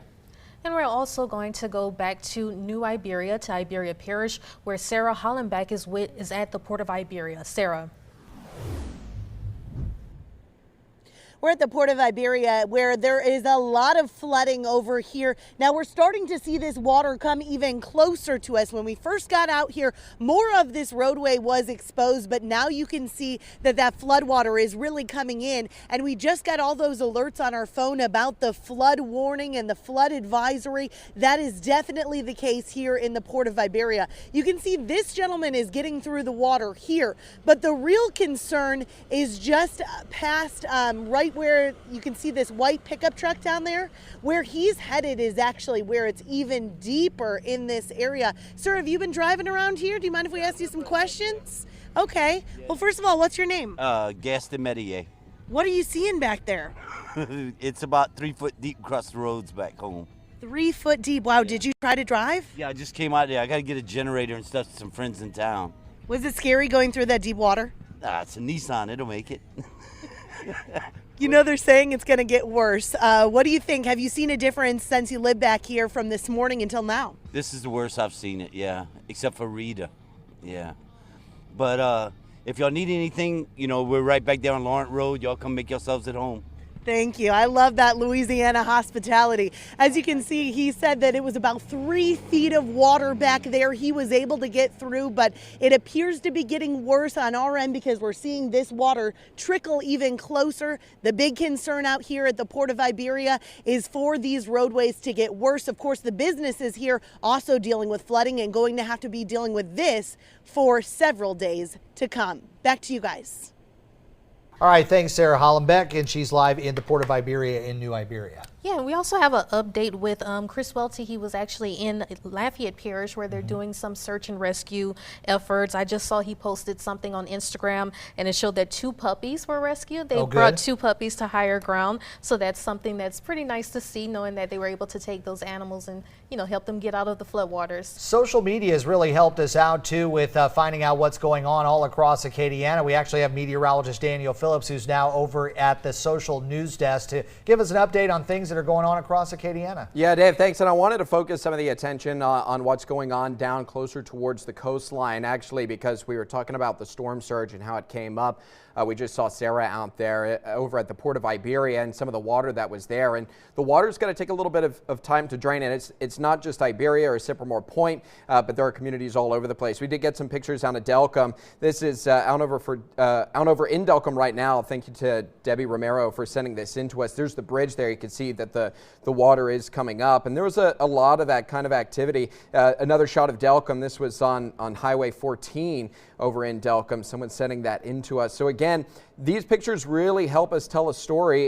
It gives us an idea of what's going on. More pictures coming in from Delcombe. Again, another community that may not get mentioned a whole lot, but certainly feeling a lot of the impacts from Tropical Storm Barry now. And again, water kind of everywhere, all over the place, and that will happen with these systems quite a bit. So it's not just the Vermilion River, although we're watching that. It's not just the Mississippi that flows through Baton Rouge or New Orleans. It's not just the Tidetown over at Sycamore Point, but there's a lot of different stuff as well. And then there are more pictures coming in from the Port of Iberia early on this morning as we continue to see a lot in the way of damage, especially down along the coastline where they did get some of the worst of it. And then finally we got a picture coming in from Pam Bork. Thanks for setting this in. This is Jefferson Island Highway blocked by a downed tree and power lines. So down trees and water down along the coastline seem to continue to be the story of this system. Again, send those pictures in as long as you can do so safely. You can send that into our social media pages, our Facebook pages, our Twitter pages. That really, really helps give us an idea of what we've got going on out there, and it kind of helps guide our coverage a little bit as well. So as long as you can do so safely, send those in. We're going to be going through and going through those pictures and bringing you guys these images of what's going on across your community. Guys? Thanks, Daniel. Now let's go further inland to ABC's Alex Perez in Baton Rouge, where flooding is a major concern. It has been a soggy 24 hours here in Baton Rouge. The on-again, off-again rain has essentially not stopped since it started. The storm has already toppled trees and toppled utility poles. A lot of people have spent the last day stuck in their homes following that directive from authorities to shelter in place. And here is the bad news. We are not in the clear just yet. This storm is not over. It is lingering, and flooding is still a major, big concern here. We're going to have to follow this storm, watch it closely for at least the next 24 hours. All right, thanks. That was Alex Perez. He's reporting over in Baton Rouge. Wanted to give you a little update here. I was getting some text from Tiger Verdon. He's the assistant to Mayor Eugene Fulcard down in Franklin. They did have some issues with storm surge, but the floodgates down there at the Franklin Canal has been able to fully contain any flood waters. The surge last night on the Sharonton Canal at Metal Shark ended up being controlled by the St. Mary Parish Levee District. They had to construct an earthen levee during the overnight hours. Slimco is currently mobilized throughout Franklin. I know it's going to take a while. There's been a lot of power outages down in Franklin as well as much of St. Mary Parish, but they're down there. They're trying to work on trying to get everybody back up and running. St. Mary Parish waste disposal site will be open until 2:45 later today, and we're going to see a little bit later if we can get either Tiger or Mayor Eugene Fulcard on the phone later on to give us a status and update of what was going on, because we know that Franklin was very hard hit as well as much of St. Mary Parish. Okay, now we're going to go to Eric Zernick. He's in the Weather Lab with more. Eric. Yeah, what I want to focus on this time is we're going to kind of pinpoint some of the areas that are still dealing with some of the heavier rain. So here's the wide look at the radar across Acadiana, and you can see there are numerous areas that includes Lafayette Parish, a good portion of Vermilion, that is beginning to see at least a little bit of a break, but we still have some heavy rains working into St. Mary Parish. So we'll zoom in and kind of see where the worst of this is ongoing, and you can see Franklin continues to be in line with some of the heavier showers. That will continue probably for another at least half hour, if not hour, in that area of northern St. Mary Parish. You'll continue to see some of the heavier rains working on up to Jeanerette. You've been seeing some of those moderate showers, but it does look like that's pushing off to the east. But what I want to focus in on is this new band of showers that is beginning to work into the western portions of Iberia Parish. So Delcombe, you could begin to see the rains pick up here as this next band works through, and that will be heading towards the western portions of New Iberia, also maybe towards Jefferson Island, and that could even maybe extend up into portions of lower St. Martin Parish, so maybe up into the St. Martinville area and Parks. You could begin to see this. This is moving pretty fast, so that's not only going to bring with it the possibility for at least a brief heavy downpour or two, but also some gusty winds, as you can see just how fast that's moving within the last half hour. So that is one cell I'm definitely paying attention to. Also, we'll move up to the north where we're pushing into northern Acadia Parish. So from just north of Crowley up towards the Church Point area, you're beginning to see some of that rain move through, and that extends up towards the Ville Platte area. You're getting some decent showers to push into your area. Also, the north and western portions of St. Landry Parish seeing some good showers. So towards the Lawtell area, over towards Eunice, you've seen some of the heavier showers of late, and that is now working to the north of Washington and up Highway 49 into Avoyelles Parish. So that's where all that is beginning to move. As we head downstream over into Jeff Davis Parish, you can see Welsh. You're beginning to see some of the heavier showers. That's working up towards Basile. And then as we go down into Cameron Parish, you can see we got some heavy rains moving from Holly Beach to Cameron over to Creel and Grand Chenier, and then over into Vermilion Parish, starting to see some of those working in. So that's what it's going to be like through the rest of the afternoon as we watch this activity out into the Gulf of Mexico beginning to make its way in across the area. As we move later on today, we are hearing some things going off across a lot of your phones, so it does look like we are getting a new flash flood warning that will be continuing at least until 1:15 this afternoon.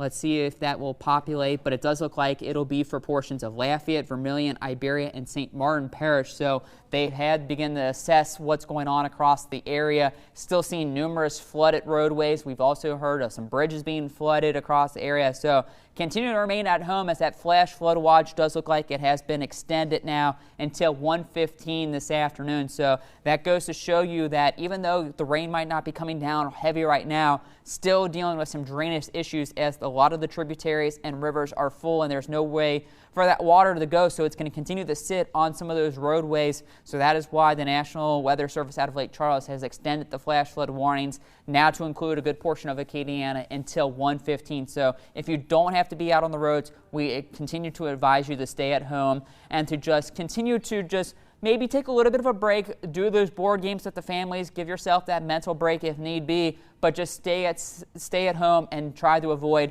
being out on those roadways when things could be dangerous due to some of that flash flooding. As we just heard an earlier report, of up to 2 to 3 feet of water covering some roadways and portions of Acadiana, especially those that have been hit the hardest down towards New Iberia. So that is the latest I have in the Weather Center. I'll be sending it back to Dave and Kendria. Okay, thanks, Eric. We're going to go now down to Franklin. Ed Tiger Verdon, he is the assistant to Mayor Eugene Fulcard down in Franklin. And Tiger, we were talking and kind of texting back and forth. You guys were able to contain all the water from the Franklin Canal for storm surge? Yes, sir. We have a brand new $12 million floodgate that was installed on the Franklin Canal. Worked beautifully for its first try, and we're very happy about that. Last night we did have a little bit of storm surge coming in through the Sherrington Canal at Meadow Shark, and St. Mary Parish levee district actually contained that with an earthen levee. So even though right now we're getting some pretty heavy showers, as you probably already said, we're just asking people to stay off the streets, Dave. Yeah, you guys are already, you're getting another round, and some of that heavy rain is probably going to be sticking around there as well. Now, you have widespread power outages across St. Mary Parish. I'm assuming that's the same in the city of Franklin? Exactly. I think last estimates with CLECO was about a 92% outage in Franklin itself. We're just asking our citizens to be patient. CLECO is having to deal with the weather, the continued weather of Tropical Storm Barry, and they're working as fast as they can. So that's pretty much, and also, matter of fact, Chief Beverly with our police chief, Morris Beverly, asked that everybody please make sure that you treat all lights as a four-way stop. We're having issues with that right now, so people want to sightsee. We know that Franklin is such a beautiful city there, the lampposts and the beautiful oak trees that are there, but we've also heard that you were sustaining some pretty serious winds down there. How is the infrastructure and how are the trees and the roadways down there? Yeah, we did have major structure, major tree damages with a lot of power lines down, but I tell you, City Works crew, I mean, they were clearing the trees during the storm. So our Franklin Fire Department did an amazing job in helping support them do that. We had the National Guard here mobilized as well. So all of the streets are clear. We are, like I said, still dealing with down trees, maybe in yards with power lines. We're waiting for CLECO to get on scene, and that will be cleared up shortly. Have you had any rescues or emergencies that were taken care of down there? Mainly south of Intercoastal City. I know in Sycamore Point area, in the Glencoe area, we did have people brought to shelters, but beyond that, we hadn't heard of anything else. And what resources do you have available for anyone who might be caught up in floodwaters? We actually, the Franklin Recreational Center is actually a shelter. If the people are available to go there as a last resort, of course, but Mayor Fulcard actually signed a declaration of emergency before the pending storm. So we had federal, state, and parish response to that. So it's just been amazing to see the response and just the love coming from Acadiana for the city of Franklin.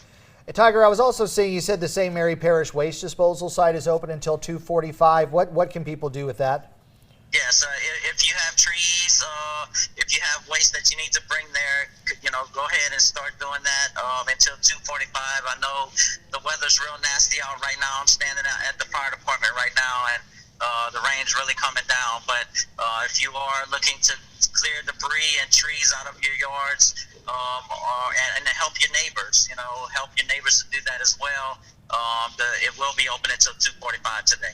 And as we brace for more rain, is there anything you want residents to know of? Just trust in the city. Trust in the city, trust in CLECO. They are working diligently to make sure that you're back up and running and that we're going to get everything back to normal real soon. All right, Tiger, thanks for taking the time out to talk with us. Give our best to Mayor Eugene Fulcard and the residents of Franklin, and we'll be talking to you. And please send us any information that we need to know as soon as you are able to do so. Yes, sir. Good talking to you there. All right, we'll talk to you later. All right, bye-bye.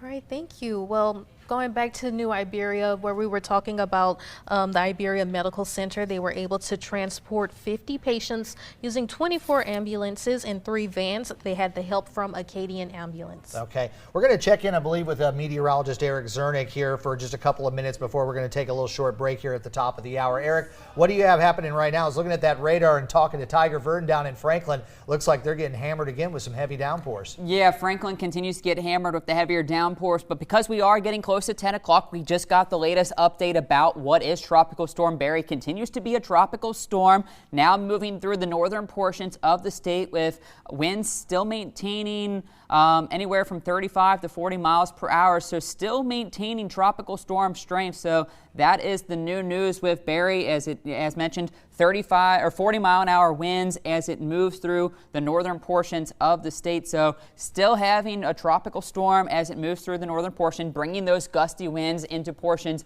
of Acadiana along with the rain. So the key messages that the National Hurricane Center is still putting out with this system is the possibility for more storm surge as we continue to have that southerly flow continuing to pile up along especially the Vermilion coast down into Terrebonne Parish and stuff like that. So we will continue to see the waters remaining high back through the Sycamore Point and over into a large portion of St. Mary Parish with this continuous southerly flow pushing into the area. They also mentioned the possibility for that life-threatening flash flooding. As you can see, deep tropical moisture continues to extend way out into the Gulf of Mexico, so we do not want you to let your guard down just yet. And so these are the key messages still coming out of the National Hurricane Center as we still track what is Tropical Storm Barry as it moves through northern portions of Louisiana. All right, thanks, Eric. Of course, you can always keep your attention there on the bottom of the screen. We've got a lot of information there about things that you would need to know. Basically, everything else is on our webpage, and you can also check our Facebook and Twitter page. And we were talking about how it would be nice for folks have been sending in all their pictures too. Yeah, you're our eyes and ears outside, so we want you to send in any kind of pictures or videos that you might have, so we can share them and help to have our viewers see what you see. And of course, we're going to be doing our continuing coverage. We are going to take a very short break here as we continue to track Tropical Storm Barry. We'll give the latest updates on the radar, plus anything else that you need to know. Kendra and I will be back in just a couple of minutes. Stay with us as we continue tracking Barry on KATC TV3, Acadiana's news channel.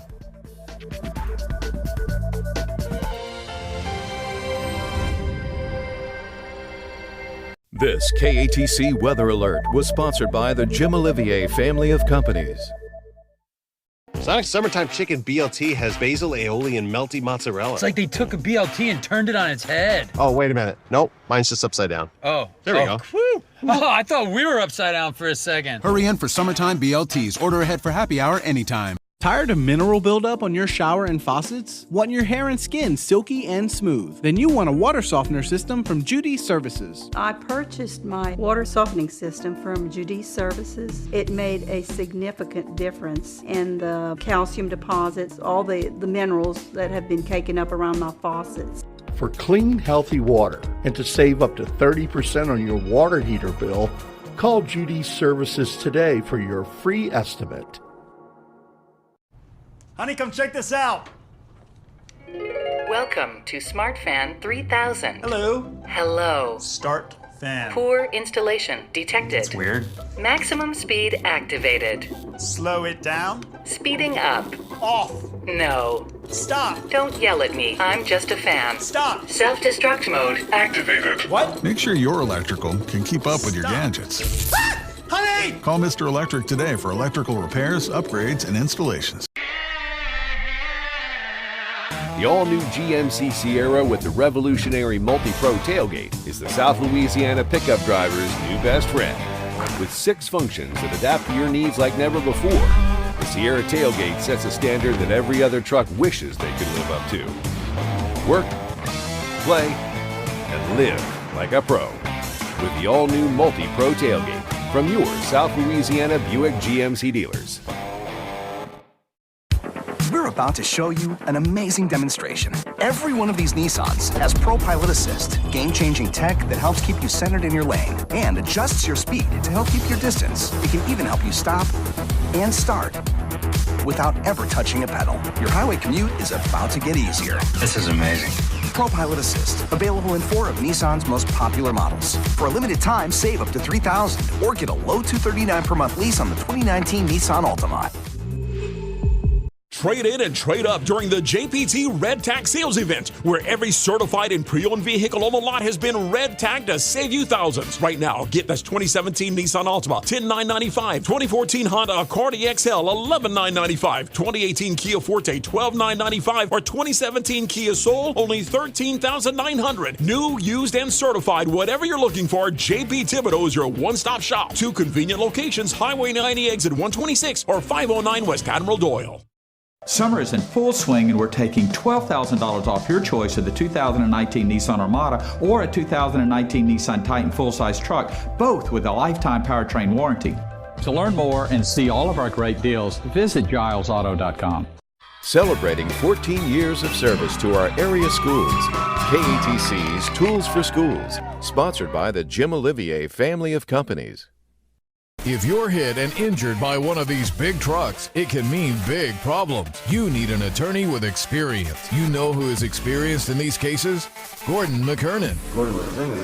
Who's that? Attorney Gordon McKernan has recovered over $100 million in settlements and verdicts on behalf of his clients, and he'll fight hard to get you what you deserve. Need experience? Get Gordon McKernan. Get Gordon, get it done. Call 999-9999 or go to getgordon.com.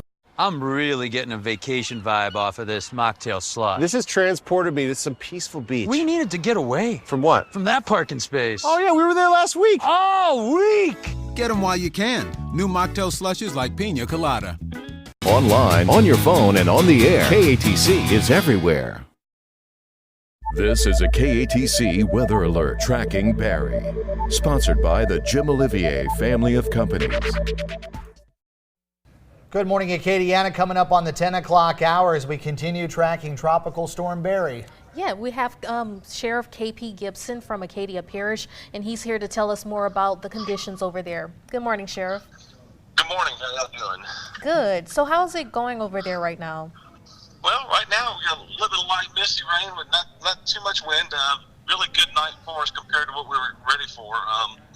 We really thought we were going to run into problems with higher winds and heavier rain, but it pushed a little bit further to the east to our neighbors and took a little bit of that heat off of us. We did end up with several areas with power lines down, a couple power poles down, a few of the older structures and homes with some wind damage. One roof was peeled off, but nobody injured, and a couple trees down. So got people out working on getting the lines back up that are down, as well as clearing the roadways where poles or trees or anything may be in the roadway.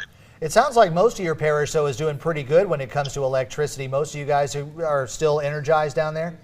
We've done very well. We think there were probably somewhere between 1,500 and 2,000 residences possibly down.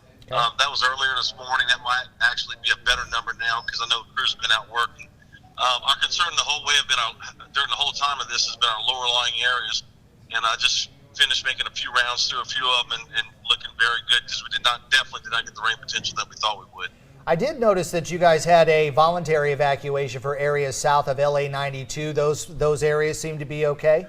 They're fine. I just came through that area about 20 minutes ago, and that's the Mermentau Cove, Morris area, and actually no standing water more than maybe a puddle here and there, but very lucky and very fortunate. What are your deputies doing right now? Well, we've like to tell you, last night we actually tripled up on our staff, thinking that we were going to really have a rough night and it wasn't too terribly bad. They're going out on calls. We've had a few little crashes of people veer off the roadway into a ditch aspect, and also checking for trees and blocking them off until the electric crews can get there. So we're working right at double our shift today, so we're going to maintain that until we feel that we're safe to go back to regular shift duties. Are there any road closures that we should be aware of right now? We don't have any road closures. People traveling may experience an area shut down for a short period of time while crews are either clearing a tree or working on lines, just for the safety of those working. So, but it's not a closure as far as due to flooding or anything of that nature. So, hopefully, just very short, maybe down to one lane. It just might be a little bit of an inconvenience, but really more for the safety of those working. Sounds like everybody in Acadia Parish is riding out this storm pretty well. It's got to be pretty good for you to be able to report that, the residents of Acadia Parish have been following the rules and doing what they need to do. It has been great. For the most part, people followed the curfew last night. We're going to meet at 10:30 with OEP here and make a determination if we're going to set another curfew tonight or not. Okay. And we'll put that out on our Facebook page and get it out in a media release of some sort to let you guys know. Yeah, that was what I was going to ask you next. If it's not an emergency and they just wanted to find out what's going on in the parish, Facebook page is a good way to go? No doubt about it. Every time we do 2 briefings a day, and after each briefing, I'll put out everything that the Weather Service has put out, as well as what we discussed about how to handle curfews or other issues within the parish. Awesome. Sheriff KP Gibson from Acadia Parish joining us here this morning. KP, have a great day. Hopefully you guys ride out everything all right, and we'll check in with you a little bit later. Yeah. Thanks, guys. You have a great day as well. You bet. Thank you. And we're actually going to go to Jason Lamb. He is in Henderson at the Cajun Palms. Jason. Hey, and some good news here from the Cajun Palms RV Resort, where we're not really seeing much storm damage at all, except maybe for right over here. Hey, look, the swimming pool's flooded. Well, maybe not exactly the day to be out here doing that with all this rain. But come over here, take a look at this. You can see some of the RVs that have decided to ride out the storm. We got several of them here, maybe 5 or 6 just under these covered awnings. But we wanted to bring you up to speed here in this part of St. Martin Parish to tell you, yeah, we have been seeing a lot of damage in several places all across the area, but not so here. In fact, look, we got somebody who didn't choose to evacuate here, that duck over there crossing the road. So that is it from here in this portion of St. Martin Parish. We'll send it back to you guys. That's a cute Why little is a duck crossing the road? It was a cute little duck. Nice to see the animals. Must still have some hurricane snacks on the other side. What do you think, Eric? Like the joke. Go get it. Definitely duck weather out there with all the rain that's been going on. That duck, I'm sure, is just fine right there at home. Yeah. Yeah. Yeah, well, we continue our team coverage this morning in St. Mary Parish. Here's ABC's Zachary Quiche with more.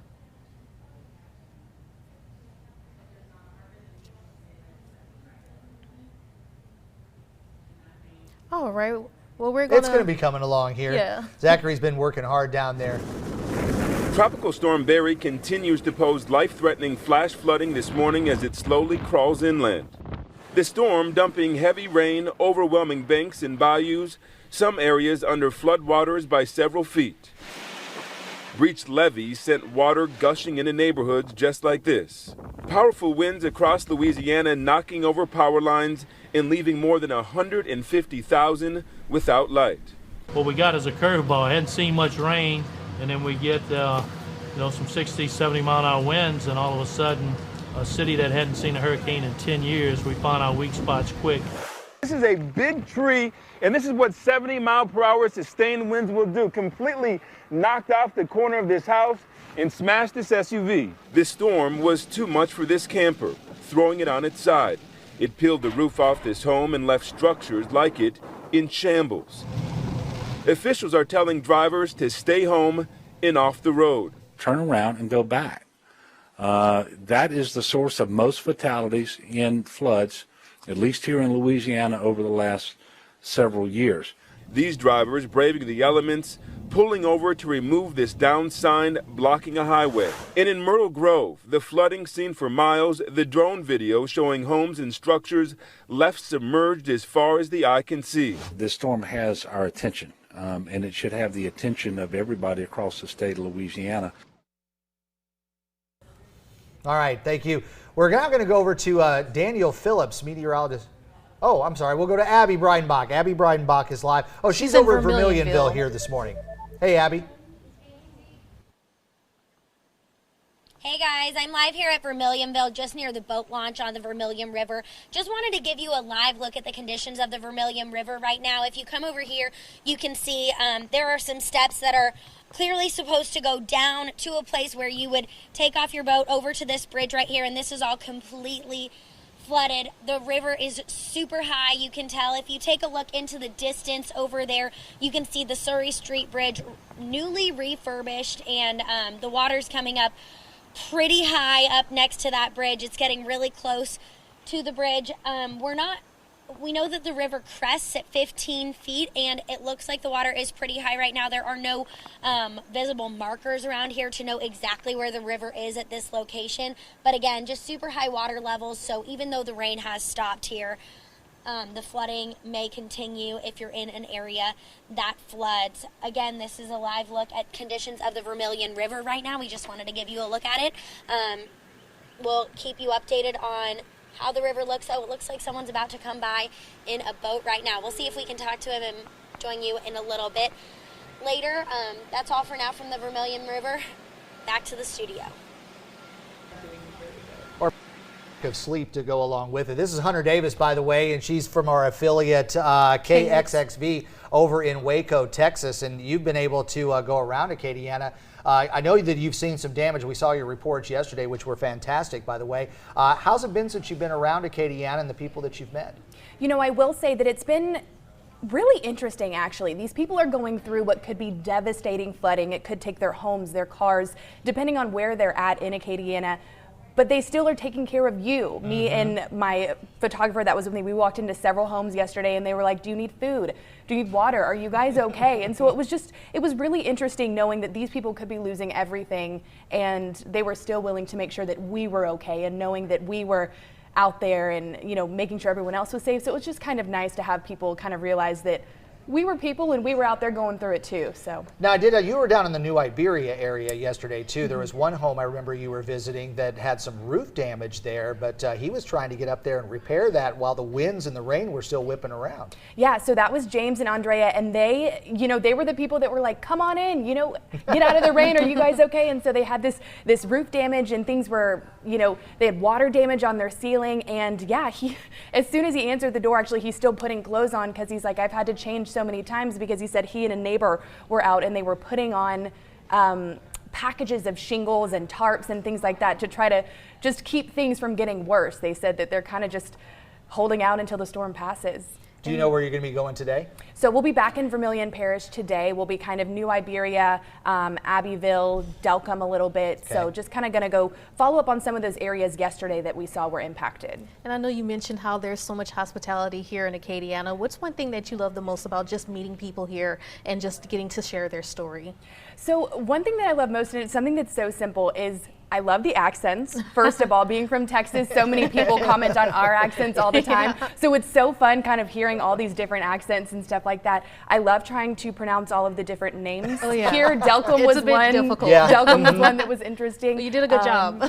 You know, I tried. They gave us a little cheat sheet when we got here to say this is how you pronounce things. And, you know, we've even had to ask people, how do you say this road or how do you say this? So, I mean, I really just love meeting new people and just being so welcomed into a brand new community. We've only been here 2 days, but I feel like people know us here already, and it's been great. Real quick, you're in the Waco area. You're used to chasing little tornadoes and stuff like that. What's it like being in a hurricane situation? It's not completely new. We had Hurricane Harvey about 2 years ago. Yeah. August will be 2 years. So that was kind of my first experience dealing with a hurricane. I will say this is my first time being kind of right in the center of it. We covered more the outskirts last time. So I will say the wind has been a significant experience. There's been no hope for my hair. So the hat and ponytail has been where I've been hanging out. 60 days a year here in South Louisiana. Oh yeah. Yeah. So the wind, the rain, you know, it's all been a lot. But like I said, the people here have just made it worth it because you want to keep them safe and you want to keep them informed. Awesome. Thanks for coming down here and helping us out. Hunter Davis from KXXV over in Waco, Texas, helping us out. Real quick though, now we want to go over to meteorologist Eric Zernick. He is checking out the latest on the radar. Yeah, so taking a look at the radar, we'll continue to give you the latest updates on the warnings that we have in and across portions of Acadiana. So here's the wide look. Continues to look for the most part fairly good. We still have some of those heavier bands working in through St. Mary Parish. It does look like Morgan City, you're about to get some of those stronger storms. We might even have to keep an eye on one or two of those as you do look upstream over towards Baton Rouge. We do have this isolated cell that is tornado warned as it pushes just to the east of Baton Rouge down towards the Gonzales Dallas area along Highway 10, getting a new severe thunderstorm warning up to the north of Baton Rouge. So we are going to have to continue to watch for the possibility of maybe some stronger storms later on today. But as of right now, locally, things don't look too bad. The only real warning that we have is the flash flood warning that continues for most of Lafayette Parish down into portions of Vermilion, New Iberia, St. Martin, and St. Mary, and lower St. Martin Parish. That continues until 1 o'clock for that possibility of some roadways that are flooded due to the heavy rains that we saw earlier this morning and some more of these light bands that we have moving through. So here's what we're kind of paying attention to. I want to zoom in a little bit. We'll take a look at kind of what we saw move through western portions of New Iberia Parish. You can see the good news is the storms, as they push inland, look to be weakening a little bit, kind of like what we saw yesterday, at least through a good portion of the day. So that is some good news, but definitely some fast-moving showers that are pushing through New Iberia and up into the Park, St. Martinville area. That is producing probably some moderate showers with some gusty winds, maybe up to 30, 40 miles per hour with that. We'll have to watch for what this is doing down here, a little more downstream, moving through the bay. See how that holds together. Could bring another round of showers to Delcombe and right along this area, which could lead to more flooding for some of those zones and portions of Acadiana. And then off to the west, we can see we got some bands moving through portions of Cameron Parish, so just to the north of Cameron, Creole, Grand Chenier, and stuff like that. And even up towards Lake Charles, you're beginning to see some decent showers pushing into the area towards Iway and up towards Kinder. So we are watching for some of this scattered activity pushing into portions of Acadiana.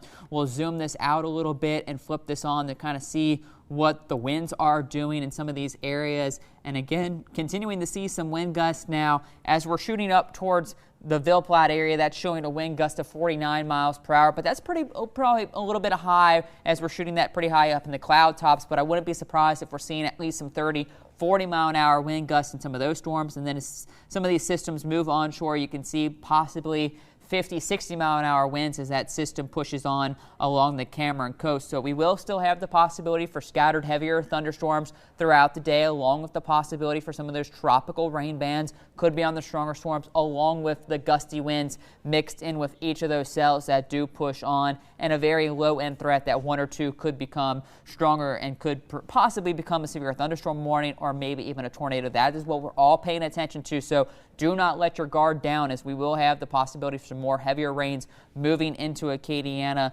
through the rest of our Sunday and even into the overnight hours and possibly into Monday. So Dave, Kendria, back to you, but just kind of keep advised of what we're going to be watching through the rest of our day. Okay, we're going to go now to our friend Mike Steele, who's the GOSEP Communications Director. I believe he's over in Baton Rouge this morning. Hey, Mike, how's it going over there this morning? Hey, good morning, Dave. Tell us what's, I know the state has done a lot to prepare for Tropical Storm and Hurricane Barry. Where are you guys right now, and what do you need to let folks know? So I guess, a lot of the attention is starting to shift to you guys in the Acadiana region with the flash flood threat and everything going on right now. The governor was actually scheduled to fly around certain parts of the state, kind of taking a look at some of the levee work that was being done in South Louisiana and maybe taking a look at some of the areas that was hit hardest around the coast and then kind of working his way back up. And so we're trying to figure out if those flights can even happen with everything going on. Ironically, we're getting a lot more weather alerts this morning for the Baton Rouge area than we faced all week as we were kind of ramping up, for Barry. It seems like, now that it's kind of past the region, this is when we're seeing the most dangerous, weather kind of start to pop up, even over towards Hammond and some of those areas. So, our message to the public is basically just, we're not out of this yet. There's still a lot of moisture out in the Gulf. If some of those bands and some of that heavier rain, continues to come on shore, if some of these tornado, warnings continue to pop up, there's still some things to be concerned about. And so we're asking the public to really, continue to pay attention to what's going on. And like you just mentioned, we're not really cleared yet on just the weather conditions. How important is it for people to not let their guards down? I mean, it's very important, and I can say actually on the drive in this morning, it looked like a lot of people were kind of hunkered down, and there wasn't a lot of traffic on the roadway. But if you're having flash flood events, in your area, those events are often where we see the most problems and often see the most fatalities. People try to drive on flooded roadways and those type things. So we're asking the public, pay attention to the warnings, check with your media, check 511la.org from DOTD before you hit the road, especially if you're traveling maybe to another part of the state. Find out what you're dealing with and check the weather forecast in those areas before you hit the road to make sure you don't drive into any problems. Now, Mike, does GOSEP have a Facebook page or a website if people want to get a clearinghouse of information from you?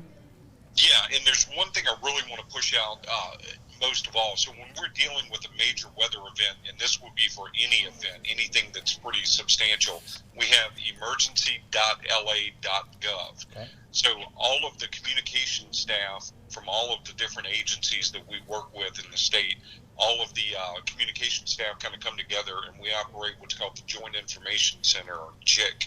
And so we start pushing out information to the media and to the public through that kind of single source effort. And so when we go to emergency.la.gov, you'll find everything there as far as all the releases that we're pushing out to help the public kind of have a one-stop shop to find all that information.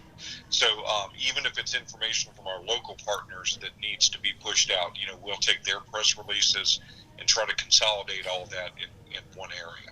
Will the governor be having another press conference sometime today? We also have very active Facebook and Twitter accounts too, if the public would like to follow that. Will the governor be meeting with folks and having another press conference sometime today? Yeah, so as of right now, the plans are to have a 4 o'clock press briefing here at GOSEP, similar to what he's been doing all week. That was kind of based on the travel schedule and to see if he could wrap up that trip in time to get that done. So as of now, that's the plan. And so we, and they're streaming those news briefings live on the governor's Facebook page and everything. So there's a lot of way to check in on those. All right. Well, Mike, thanks for joining us this morning. This is Mike Steele, the GOSEP Communications Director. That's the Governor's Office of Homeland Security and Emergency Preparedness. Mike, you guys take care. Give our best to the governor, too. And we'll talk to you as needed throughout the day. Anytime. Thank you. All right.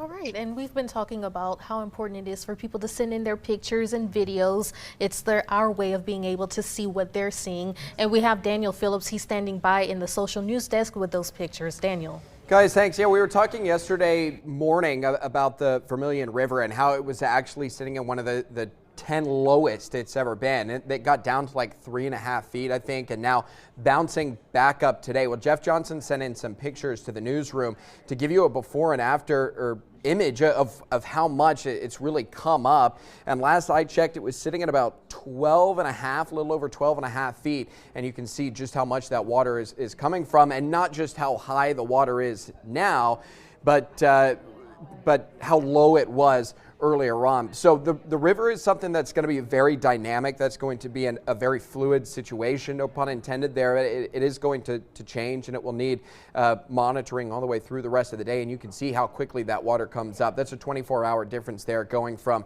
one of the 6 lowest to well above flood stage. Again, the flood stages go, minor flood begins at about 10 feet. Moderate flood starts right around 14 feet with major flood right around 16 feet. Crest is still expected to be about 15 feet.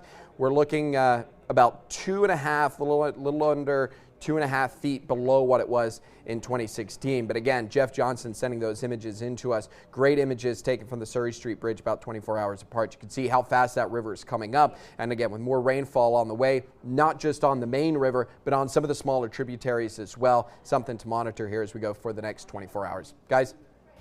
All right, thanks, Daniel. As we continue to watch that, I was just looking here. 12.83 is where the Vermilion River at Surrey Street stands right now. That was as of 9:15, and kind of looking at the graph here, it looks like it might be leveling off a little bit, which is some really good news. Well, we're going to go to Chris Welty. He's in Youngsville, where the Lafayette Sheriff's Office are doing search and rescue missions. Welty. Hey guys, good morning, and good morning Acadiana. We're live in Youngsville, right across the street from New News and Entergy. They actually just wrapped up fixing some of the power lines here, restoring power in this area. Definitely a big job out here as crews are finally getting a break from some of the rain. They're able to come out and start restoring some of the power. And across the street, just to see, you can see how many people are coming to New News shopping. They're finally getting some of their grocery shopping done. I'm sure they were going a little stir crazy in their house, trying to ride out the storms. And moments ago, we were on one of the high water vehicles with the Lafayette Parish Sheriff's Office, and they actually brought 3 really cute dogs that were in some of the floodwaters to higher ground so their owners could load them up into their vehicle. You can find that photo on my Twitter as well as my Facebook page. So conditions here in Youngsville, not that bad right now. The rain has really slacked off, not raining at all right now, so that's some good news. But we were told one of the other neighborhoods not too far from here does have some pretty high water, so we're going to go check that out in a little bit, and of course we'll bring that to you live on air as well as on social media. Live in Youngsville, Chris Welty, KATC TV3. All right, thanks, Chris. You could see right there as he got on television, everybody in Youngsville was going, yeah, the New News is open. And all of a sudden, everybody's turning into the driveway there. Oh, yeah, big exciting time, I know. Got to refresh on those snacks. Yeah, well, we're actually going to turn it over to Abby Breitenbach.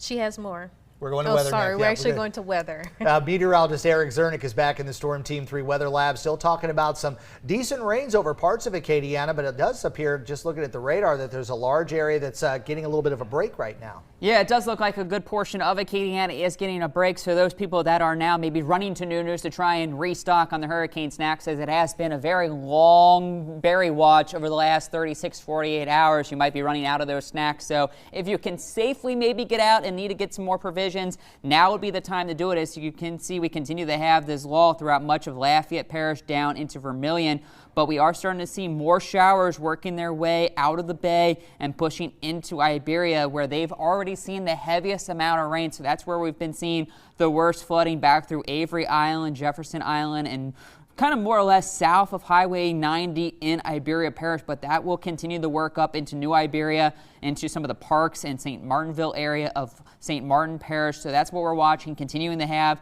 the heavier bands working through St. Mary Parish down towards Morgan City. Let me zoom in a little bit just to kind of pinpoint some of these communities that we are seeing some of those heavier showers. So you can see right now still just to the west of Morgan City. It looks like Franklin, you've been probably the hardest hit over the last hour or so, and I would say you still have 45 minutes to go before you get this band to finally scoot off to the east. You've kind of been in that training setup, so I think that's where we're probably seeing the worst of our flooding. That's where the flash flood warning does continue until at least 1:15, so a good 3 hours still left with that flash flood warning. Stevensville also just to the west of some of the heavier showers, but as mentioned, we are watching some of this now moving through the point and getting ready to push into Iberia Parish. That'll be working up towards Delcombe again, New Iberia, so more rounds of showers are what's going to be in store for us later on today. Also into Cameron Parish, seeing some of those bands beginning to move through, and some of these do have some gusty winds, 50, 60 miles per hour. Also have some decent showers pushing towards northern Jeff Davis Parish up into Evangeline, as you can see, just to the north of Eunice. So Mamou probably getting some good showers. Over into the Ville Platte area, you'll begin to see the rains pick up. Even back into St. Landry Parish, you're starting to see at least some light to moderate showers from Opelousas up Highway 49 into Washington and some of those portions in those areas. Breaux Bridge, not really seeing a whole lot, but we are continuing to watch some more showers that are down to our south. Now, I want to show you the big picture and kind of break down what I'm seeing as far as Tropical Storm Barry, as it still has 40-mile-an-hour winds with its location of center just to this area, somewhere near the Shreveport area. But what I am beginning to notice, and what the National Hurricane Center is noticing, is it is starting to now maybe push a little bit to the north and northeast. And so if that continues to trend, maybe some of this gets pushed a little bit more east of us, but still expect all this activity to continue to get wrapped around and push up into Lafayette. But this little bit of a break has been some good news. So as Dave Baker mentioned just a little bit ago, here's the updated look at the Vermilion, at least at Surrey stage. And you can see there has been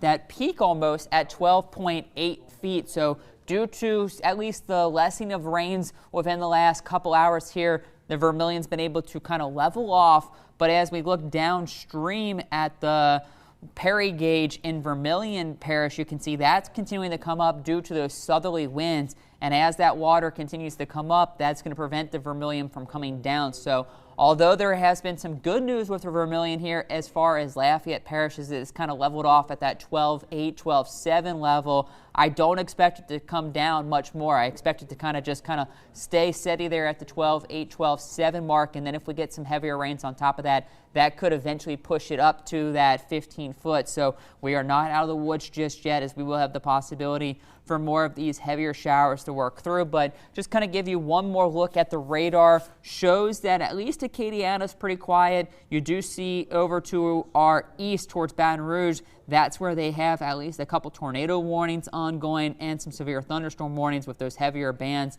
that are working into the area. So we will still have to be on guard for the possibility for some of those stronger storms. But at the moment, it does look like the showers have been behaving themselves, at least locally for us here in Acadiana. But still, if you do not need to be on the roads, we don't advise it, as there continues to be the flash flood warning with some flooded roadways in at least portions of southeastern Acadiana. So just keep that in mind. If you are starting to get a little stir crazy, the best thing I would do now that we have this lull, at least within Lafayette and Vermilion, is get outside around your house, assess the situation, and start to clear up some of those drains so that when the next rounds of bands begin to move in, those drains can continue to get that water out of your neighborhoods and kind of continue to keep that from preventing it from getting into your home. So that is what we have right now in the Weather Center. I'm going to send it to Kendria to find out what we have going on across Acadiana.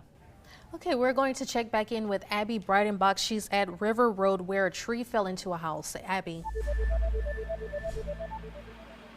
Hey Kendria, yeah, that's right. I'm here off of River Road, just off of Surrey Street near the bridge, where neighbors are dealing with the aftermath of the weather from last night. If you take a look behind me, you'll see a big LUS crew here working on a downed power line situation, and that downed power line is because of, if you come around here, it's because of this tree, this big oak tree that fell in the backyard of this house right here.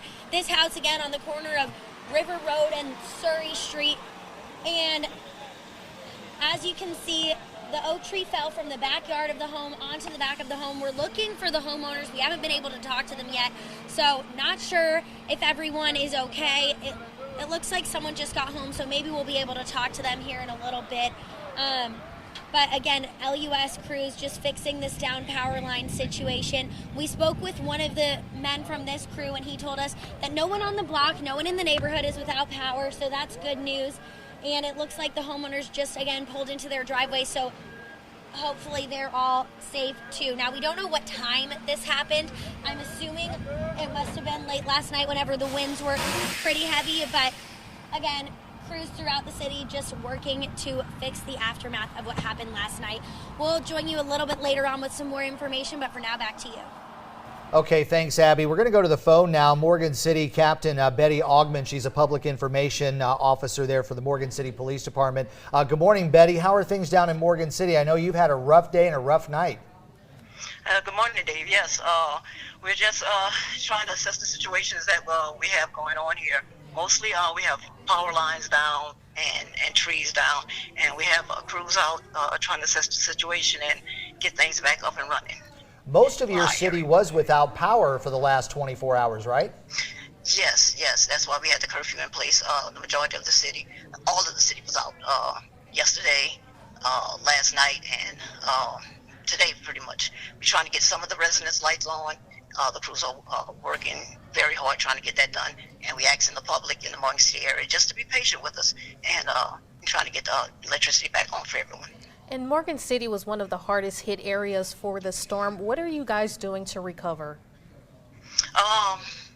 We're just asking the public just to be patient, and we're trying to get up all the debris and try to get the power lines back up, and we're working real hard just to get that done, and asking everyone to be patient, and if they can get up any debris around their house, that would help us a lot. Are you guys going to have another curfew tonight? It depends if all the power is restored to the city. If that happens, we won't. But if we have any more power outages, I would see curfew being put back in place for the city. Do you guys have any flooding down there or any roads that are closed? No roads are closed at this time, so we're did pretty good with that. The pumping system managed the rain that we had for the last day or so. So no flooding. I'll let you know, though, that we're looking at the radar right now, and you've got a lot of heavy rain back west of you, over around the west, over near the Franklin area, and another round that's going to be coming in. You think your pumps are going to be able to handle a couple, 3 more inches? We're hoping so. I think they'll be able to handle it, and hoping and praying that we do well with this next stream of weather that's coming through. Is 911 working down there? As far as I know, it's working. They were having some issues with it, but I believe it's up and running right now. And how would people, if it isn't an emergency and they just wanted to get some general information, do you have a website or a Facebook page that they can check? Yes, our Facebook page is Morgan City Police Department. They can locate us there, and we're keeping the public updated on power outages and what power is on at the moment. So they look at our Facebook page. We'll keep them up to date with that. Also, the City of Morgan City, they can look at that page too. I believe they're keeping up with what power is on and how things are progressing in the city. Okay, thank you. This is Captain Betty Augman. She's the Public Information Officer for the Morgan City Police Department. You folks take care down there, and let us know if you need anything, and give us a call back if you've got any new news. Thank you. I appreciate it. All right, thank you. Thank you. Well, we've been talking about how we want people to send in their pictures and videos of any kind of storm damage that they might have. And Daniel Phillips is actually standing by in the social news desk for more with that. Daniel. Yeah, guys, thanks. We've been going through some of the pictures and got a list together, a couple pictures from some of the wind damage. We've talked a lot lately about all of the flooding potential and the high rivers and all of that. But wind was also a pretty significant part of this storm as well. Lots of trees down across much of the area. This was a picture of a tree that was down in branch. Now, from the report, there were no injuries. Everyone was able to get out okay, so some good news there. But a common scene across much of Acadiana. Entergy crews have been out there working really, really hard, and now that the winds are calming down, they'll have a little more success in trying to get everything cut, cleared away, trying to get that power back on for as many folks as they can. This was a tree down right in the middle of the road in Carencro. And one of the things to think about, too, when if you do have to be out driving around, it's not necessarily just flooding that can get in the way and cause road closures. Also be aware that there could be a lot of branches, debris, trees down on some of the roadways as well. And then a sad look here. This is out over through Rain. This is the Worthmore's pharmacy store that's there as well. Eric Zernick recently doing a story on that for one of our GMAs on the road, as Erica Carlson pointed out to us. So not just trees down, but vinyl sidings, awnings and stuff that were thrown around, especially down through St. Mary Parish as well. These winds were really kicking up last night, and kind of the power of Mother Nature, really. We're witnessing it firsthand, and crazy to think, that these are 40, 50 mile an hour wind gusts, and with these storms, they can often be sustained double that, So getting fairly lucky, I guess, with the way that Barry did come in. Obviously, small comfort, though, to those who are dealing with some of the tragedies from these storms early on today. So please keep sending in your pictures if you can do so safely, or we're going through them. We're trying to bring them to you. It gives us a great way to try and report the story and kind of focus our coverage a little bit. So I'll be monitoring that as we go through the rest of the morning and the afternoon. Guys? All right, thanks, Daniel. But yeah, and even though we're not seeing much activity happening right now, officials are encouraging people to still be on guard because we do have some more rain on the way. Meteorologist Eric Zernick joins us with more. Eric.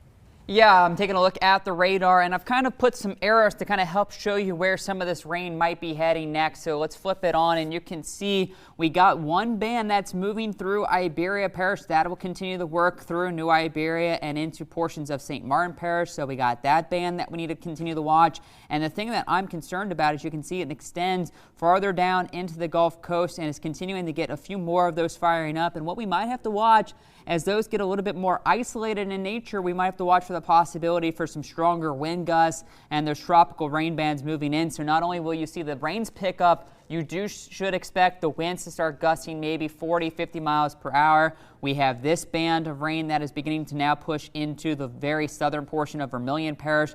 That'll be working through and eventually could work its way up into Lafayette. And then a little bit farther out to the west, the thing that I've been noticing with this band is you can see the continued extended of more showers developing along the back end of this out into the Gulf of Mexico. So we will continue to see more training back through Cameron Parish and working its way into Jeff Davis with this system. So those are the things that we're paying attention to. Here's the big picture look of Barry as it now is in the northern portion of the state, but deep tropical moisture all the way back into the Gulf of Mexico. That'll continue to be wrapped around and over Acadiana, not only through today, but possibly into Monday. So let's go ahead and look at the model showing kind of what we can expect through the rest of today. Now, maybe not doing the best job, but does show the possibility as we go throughout today, those scattered activity. Now, maybe by the afternoon, we might get a few more breaks. So that is the good news, is it does look like there will be times of the rain picking up, but it's not going to stay prolonged. So I don't expect the flooding to be too terribly throughout the rest of today. It will be more or less just kind of scattered nature. You will maybe get a brief 30-40 minute downpour, but the thing that concerns us the most is pushing through the overnight hours and into Monday morning. That's when we are looking at the possibility for some of those more heavy tropical bands that could produce those 2-3 inch rainfall rates per hour as you're trying to head out the door tomorrow morning. That, if the water hasn't been able to drain, picks up more. That is where we could see our flooding threat continue, and it does look like Barry will continue even into a good portion of our Monday. So just continue to keep that in mind. This is still a marathon. We have to get through today, but we'll have lingering effects and could even have more impacts heading into our Monday as you try to head back to work tomorrow. So this is not done just yet. We're only about at the halfway point and still have halfway more to go. It won't be until later on Monday and then eventually into Tuesday that we begin to see things quiet down. So keep that in mind. There's still a long way to go. So if you do get these lulls, that is the time to kind of assess your situation and make sure you're prepared for the next round of showers that'll be moving into your area. So just kind of keep that in mind throughout the rest of our Sunday and then into Monday. Dave, Kendria? Thanks, Eric. Well, outside of Baton Rouge, residents continue to watch where the heavy rain will end up. Matt Houston reports.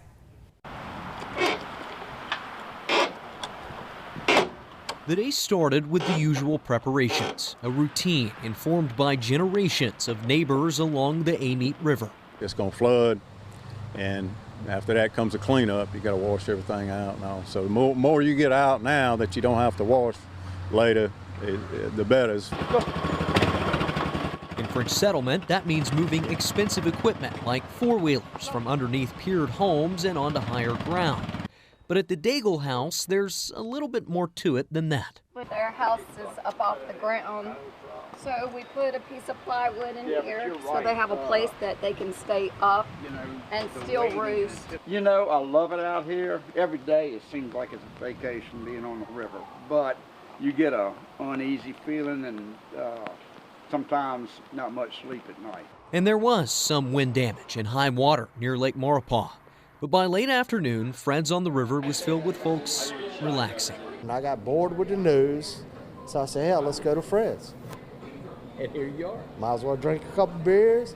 There ain't nothing you can do about the weather. And though the rain has yet to pour, the people around here are again united by Mother Nature's threat. Once you finish doing what you can, help somebody else out.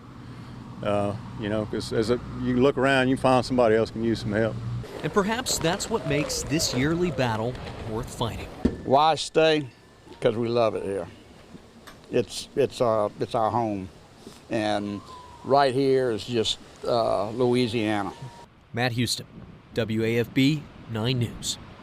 All right, thanks, Matt. Next, we're going to go over to the Crescent City into New Orleans, where we have ABC's Rob Marciano. Here in New Orleans, the rain has arrived finally from Barry, although right now it's raining lightly. The rain extends all the way into Mississippi and Alabama. This slow-moving system is going to be with us for a time, right through tomorrow. Matter of fact, it may be raining more heavily this time tomorrow here than it is right now. And the question is, can the giant pumps that pump the water out of this below sea level area be able to keep up with that rainfall? So far, so good. The levees have held. The river didn't get high enough to overtop those levees, at least here. Some of the areas outside of those city walls and some of the areas in southern parishes have dealt with a lot more water than we have here. Still, that being said, any shore that's south facing with this south wind will continue to see mild storm surge today and we'll be dealing with that and the heavy rainfall. Could see over a foot of rain across South Louisiana today and through tomorrow, and that rainfall eventually gets up into the mid Mississippi Valley and into the Ohio River Valley as well. Life here in New Orleans will get a little bit more back to normal today. The streetcar is closed again today, but the buses are going to start to run. Sanitation crews have been out trying to pick up some of the trash that was left behind the past 2 days during the storm, and the port is open. We just saw a cruise ship cruise up the river. The airport is open, although yesterday all the flights were canceled in and out. I think today the airlines are going to start to be winding things up. A number of utility crews staying at the local hotels here, they have already fanned out to try to get the power back on for those who have lost it during this storm. Rob Marciano, ABC News, New Orleans. And social media has played a big role in helping us get information out to all our viewers, and vice versa, having our viewers be able to send pictures to us to the places that we can't be or see. We've also noticed that social media has played a part with some of the local authorities and the police and the sheriff's departments, where they're able, in the cities, being able to put up their information to make sure that people are informed. Of course, we have our KATC Facebook page, and you can see it right there. You can upload your photos to our, send us your photos through KATC's Facebook page. You also have the ability to upload your photos on the KATC News app if you want to download that. Of course, we have the all-important KATC Weather app, where you can check out the latest forecast, get the latest on Tropical Storm Barry, as well as radar images there. And then we have our Twitter pages. We have also our Instagram page. And if you want to, like we said, go in the old-fashioned way, email. Go to email. It's news@katctv.com. You can send those pictures in, and we'll add those to our social pages. And you might see your pictures put right here on KATC TV3. All right. Well, we're actually going to toss it back to Eric Zernick. He's in the weather lab with more. Eric. Yeah, so we'll go back to the radar and kind of show you what we got going on across Acadiana.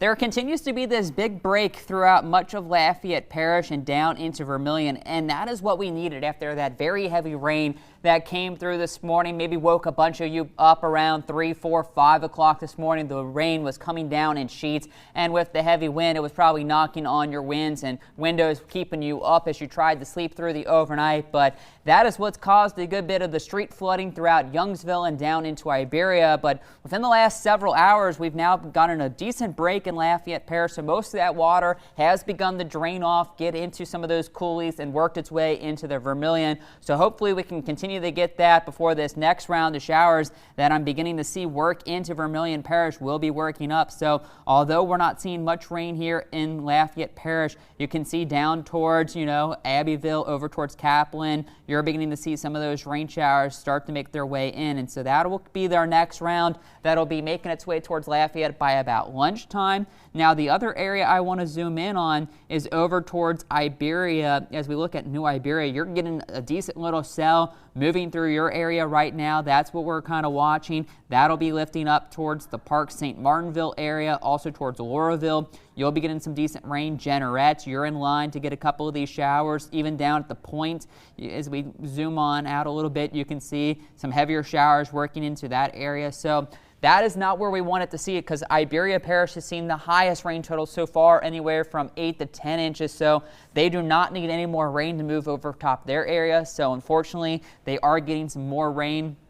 Hopefully we can get out of there and give them a little bit of a break for some of the water to come down a little bit. Down into St. Mary Parish, Franklin, you've been in the hot spot for the last couple hours, getting some of this heavier rain to train over. So I do expect, unfortunately, it's probably some bad flooding going on throughout some of those communities in Franklin and maybe even down towards Patterson. The good news is Morgan City and Stevensville, you've kind of missed out on a good bit of it, although you will maybe eventually see this line work its way into your area, but it is a slow-moving system. As mentioned, you can see there's those showers beginning to push into the southern portion of Vermilion Parish. A good bit of Cameron Parish has seen some showers. Those do extend up into portions of Jeff Davis and even into Evangeline Parish. Evangeline, you're starting to see some of those totals come up, so I wouldn't be surprised if we're starting to see 2 to 4 inches of rain now falling back through Mamou. And you can see a decent shower getting ready to push into the Ville Platte area, so you'll begin to see the rains pick up. St. Landry Parish, you're starting to get a little bit of a break. So that's how it's going to be. Pockets will have some breaks while other areas are getting some decent rain showers through the rest of this afternoon. Again, we want to look at the big picture, and that is what we continue to focus on, is this deep moisture that extends down into the Gulf of Mexico that is continuing to get wrapped up as Barry works its way to the north. That'll begin to pull more of this moisture up and across portions of Acadiana. Hopefully it stays and behaves itself and remains on the light to moderate side, and we can keep those heavier showers to the south. But if we get more of those heavier bands to move in on top of the very heavy rain we saw earlier today, that could lead to some more flooding. So those are the concerns we're going to be paying attention to through the rest of this afternoon and continuing into even our Monday, as it does look like more rounds will be with us. So when you do get those breaks, that is the time to maybe get outside, assess the situation, and try to clear up some of those rains before the next round moves in. So Dave, Kendria. And the storm brought some damage to Acadiana. We're going to check back in with Abby Breidenbach, where a tree fell into a house. Abby. Hey guys, yeah, joining you again from River Road and Surrey Street, where conditions are pretty mild right now, but as you can see, that was not the case last night. Over here, you can see this big oak tree fell on a home and took down a power line with it. Now, we have some new information since we last joined you. We spoke with the homeowner. She says everyone was safe. It fell on the roof and the roof did collapse. However, this is just the guest house. This is a space that they use as an office. The homeowners were inside the main house and all they heard was a thud. They also have insurance, so they're sure this is going to be taken care of. Right now, the crews that you're seeing out here working, we have a group of people who are cutting off branches of the tree, trying to remove the tree as quickly as possible. But these crews that you're looking at right now on your screen are a group not just of LUS workers, but we also have a crew that came out from Tallahassee to help. And so it's really good to see those people, you know, doing teamwork. They say that people here from Lafayette come out to help them, and they are happy to do the same here. Now, again, no one was hurt when this tree fell last night. This is really the extent of the damage, is just this guest house. And the homeowner says that she is really just happy to be alive and praying for the rest of Louisiana. Now we want to get a look at how everyone else is doing throughout Acadiana, so we're going to send it back to you guys. All right, thanks. Yeah, thanks, Abby. Well, we're going to go back to Daniel Phillips. He's standing by in the social news desk. Daniel. Kendria, thanks. We were talking a little bit about some of the storm surge that was down over through Sycamore Point, and Don Moe sending in more video. At this point, we should just go ahead and give Don Moe the Sycamore Point correspondent title. He's gotten us all kinds of videos and pictures from down there. This is the marina earlier. You can see all that water coming in. And again, they had a storm surge yesterday of about 9 feet. And I was texting with Don a little bit earlier on today. He's been a resident down there for quite some time, so he's seen that this is not his first storm that he's seen. And he reckons that, kind of gauging off of, he marks where all the different storms are, and he kind of gauged that he thinks that they're probably about a foot off of Rita, maybe 2 feet higher than when Isaac came through. When I saw the pictures yesterday, and that was before I left, I clocked out probably 1:32-ish yesterday, and he had just sent a picture, and it looked like the storm surge, as it was rising, had gotten to kind of Gustav levels based. Again, it's not a hugely scientific marker, but it does kind of mark where the waters came, and he marks the high water mark from all the different storms over at his house. And so that's how we were comparing it. And again, we were talking about it a little bit earlier on, how it looked like it was pretty close, if not maybe a foot below what Rita did. Rita, obviously one of the bellwether storms here that we kind of base a lot of our decision making off of. You can see this is more video from the point there as that water coming in. Looks like someone's standing there. Not actually sure that's the best of ideas there, but to each their own, I guess.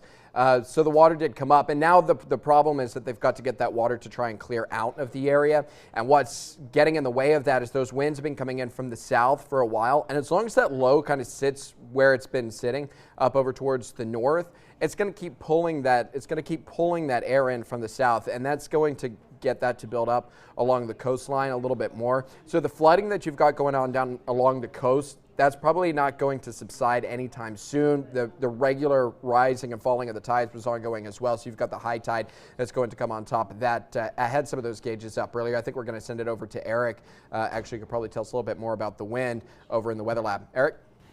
Yes, thank you, Daniel. It continues to be one of those days where the southerly flow just continues to push that water up across some of those areas. So although it's come down a little bit as we are heading towards a lower tide, we do expect those waters to remain on the higher side. Here's again a look at the radar. Things continue to be behaving themselves relatively well. We do still have some of those heavier showers as we zoom in down towards Iberia Parish. Now it looks like that cell is pushing to the east of New Iberia, but continuing to work its way through St. Martinville and also heading towards the Jeanerette area. So it looks like Jeanerette, you're next in line that gets a decent little rain shower to move through. It'll only last maybe 15-30 minutes, but it will produce a good, maybe another half inch of rain. Franklin, it finally looks like that system's beginning to edge off ever so slowly to the east, so you might begin to see the rains calm down a little bit for you in Franklin, but you can see how all that water continues to push up against the point, as Daniel mentioned, and continues to cause some of that high water that they've been dealing with, but it has come down.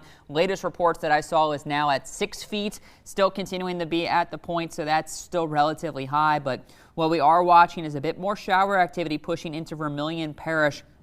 That'll be eventually working its way up into Lafayette. So we will, although continue to have this little bit of a lull in the rain, more rains will be coming and continuing to see that over towards our west. And what I really want to show is the wind product as we take a look at some of those storms that are now moving into Cameron Parish. And you can see where things are relatively flat. We're getting wind gusts 40, 50 miles per hour. So as these bands begin to move onshore, they will bring a little bit of a punch. Now, as we go over into Vermilion Parish, not seeing nearly the amount of wind gusts, but still anywhere from 13 to 20. So even with the saturated ground, could be enough to bring down at least some power lines, but it will continue to cause a little bit more issues with some of the flooding that is going on across some of the areas. So that is what we're continuing to watch. I will show you the model real fast. It's been a while since I've shown you this, and just going to kind of give you an idea what we can expect through the rest of this afternoon. And so here's what we got.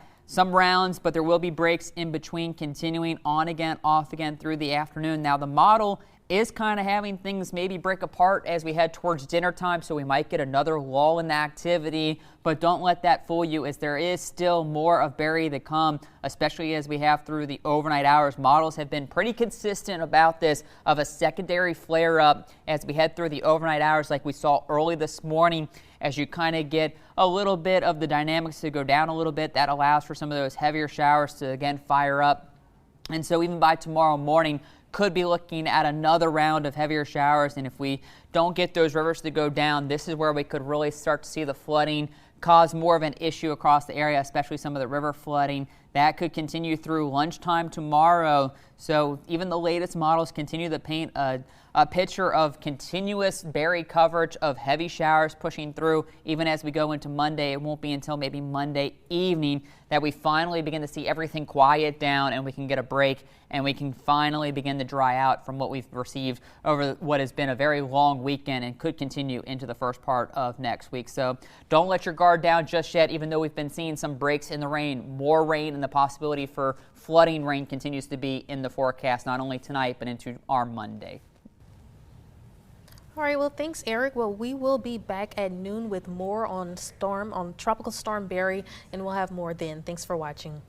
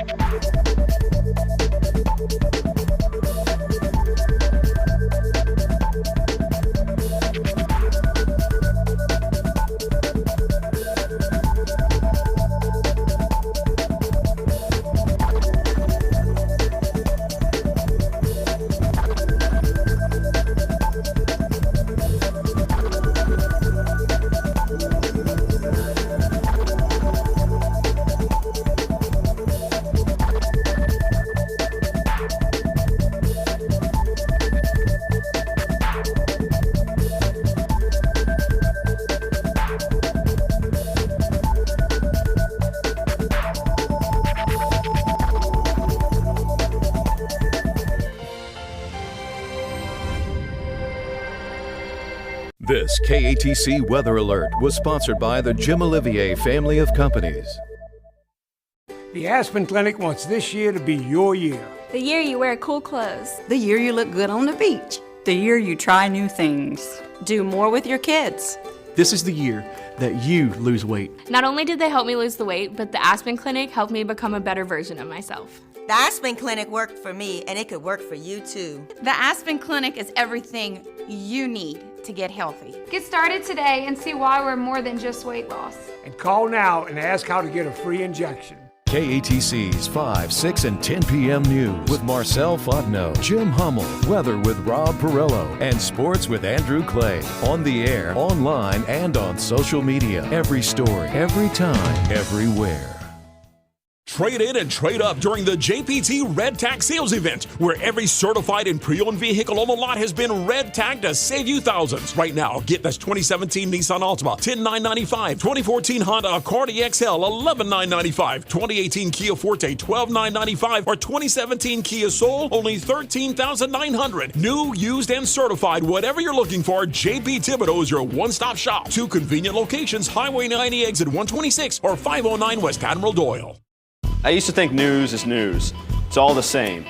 But it's not. There's a big difference between local broadcast news and cable news. See, local stations are part of my community, connecting me to local news, weather, and sports on every device. It makes sense. Get the news from the people I trust who actually live here.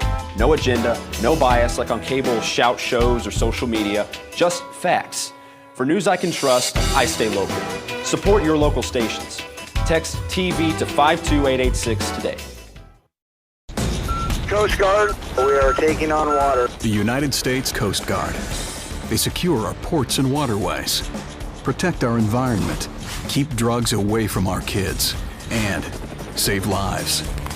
It's dangerous work. And in times of triumph or tragedy, the Coast Guard Foundation answers the call to support Coast Guard members and their families. Learn more at coastguardfoundation.org. You want a Jeep, but you want a deal. Your Jeep deal is right here at Mustin in New Iberia. During the summer of Jeep, knock $7,000 off a new Jeep Cherokee. Remember, Louisiana, come to Mustin in New Iberia where it's all about you.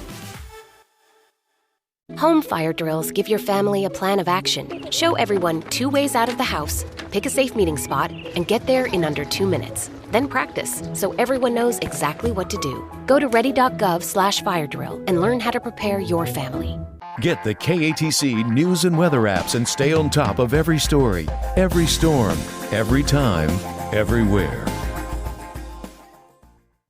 Celebrating 14 years of service to our area schools, KATC's Tools for Schools, sponsored by the Jim Olivier family of companies. I am a nurse, a firefighter, a college student, a mother, and I am an American soldier. I will always be ready for every storm and disaster that threatens my community. I will always be there to protect my neighbors, my family, and my country. We are the Army National Guard. We are the Army National Guard. We are the Army National Guard. Visit nationalguard.com to learn more about part-time service. Online, on your phone, and on the air, KATC is everywhere.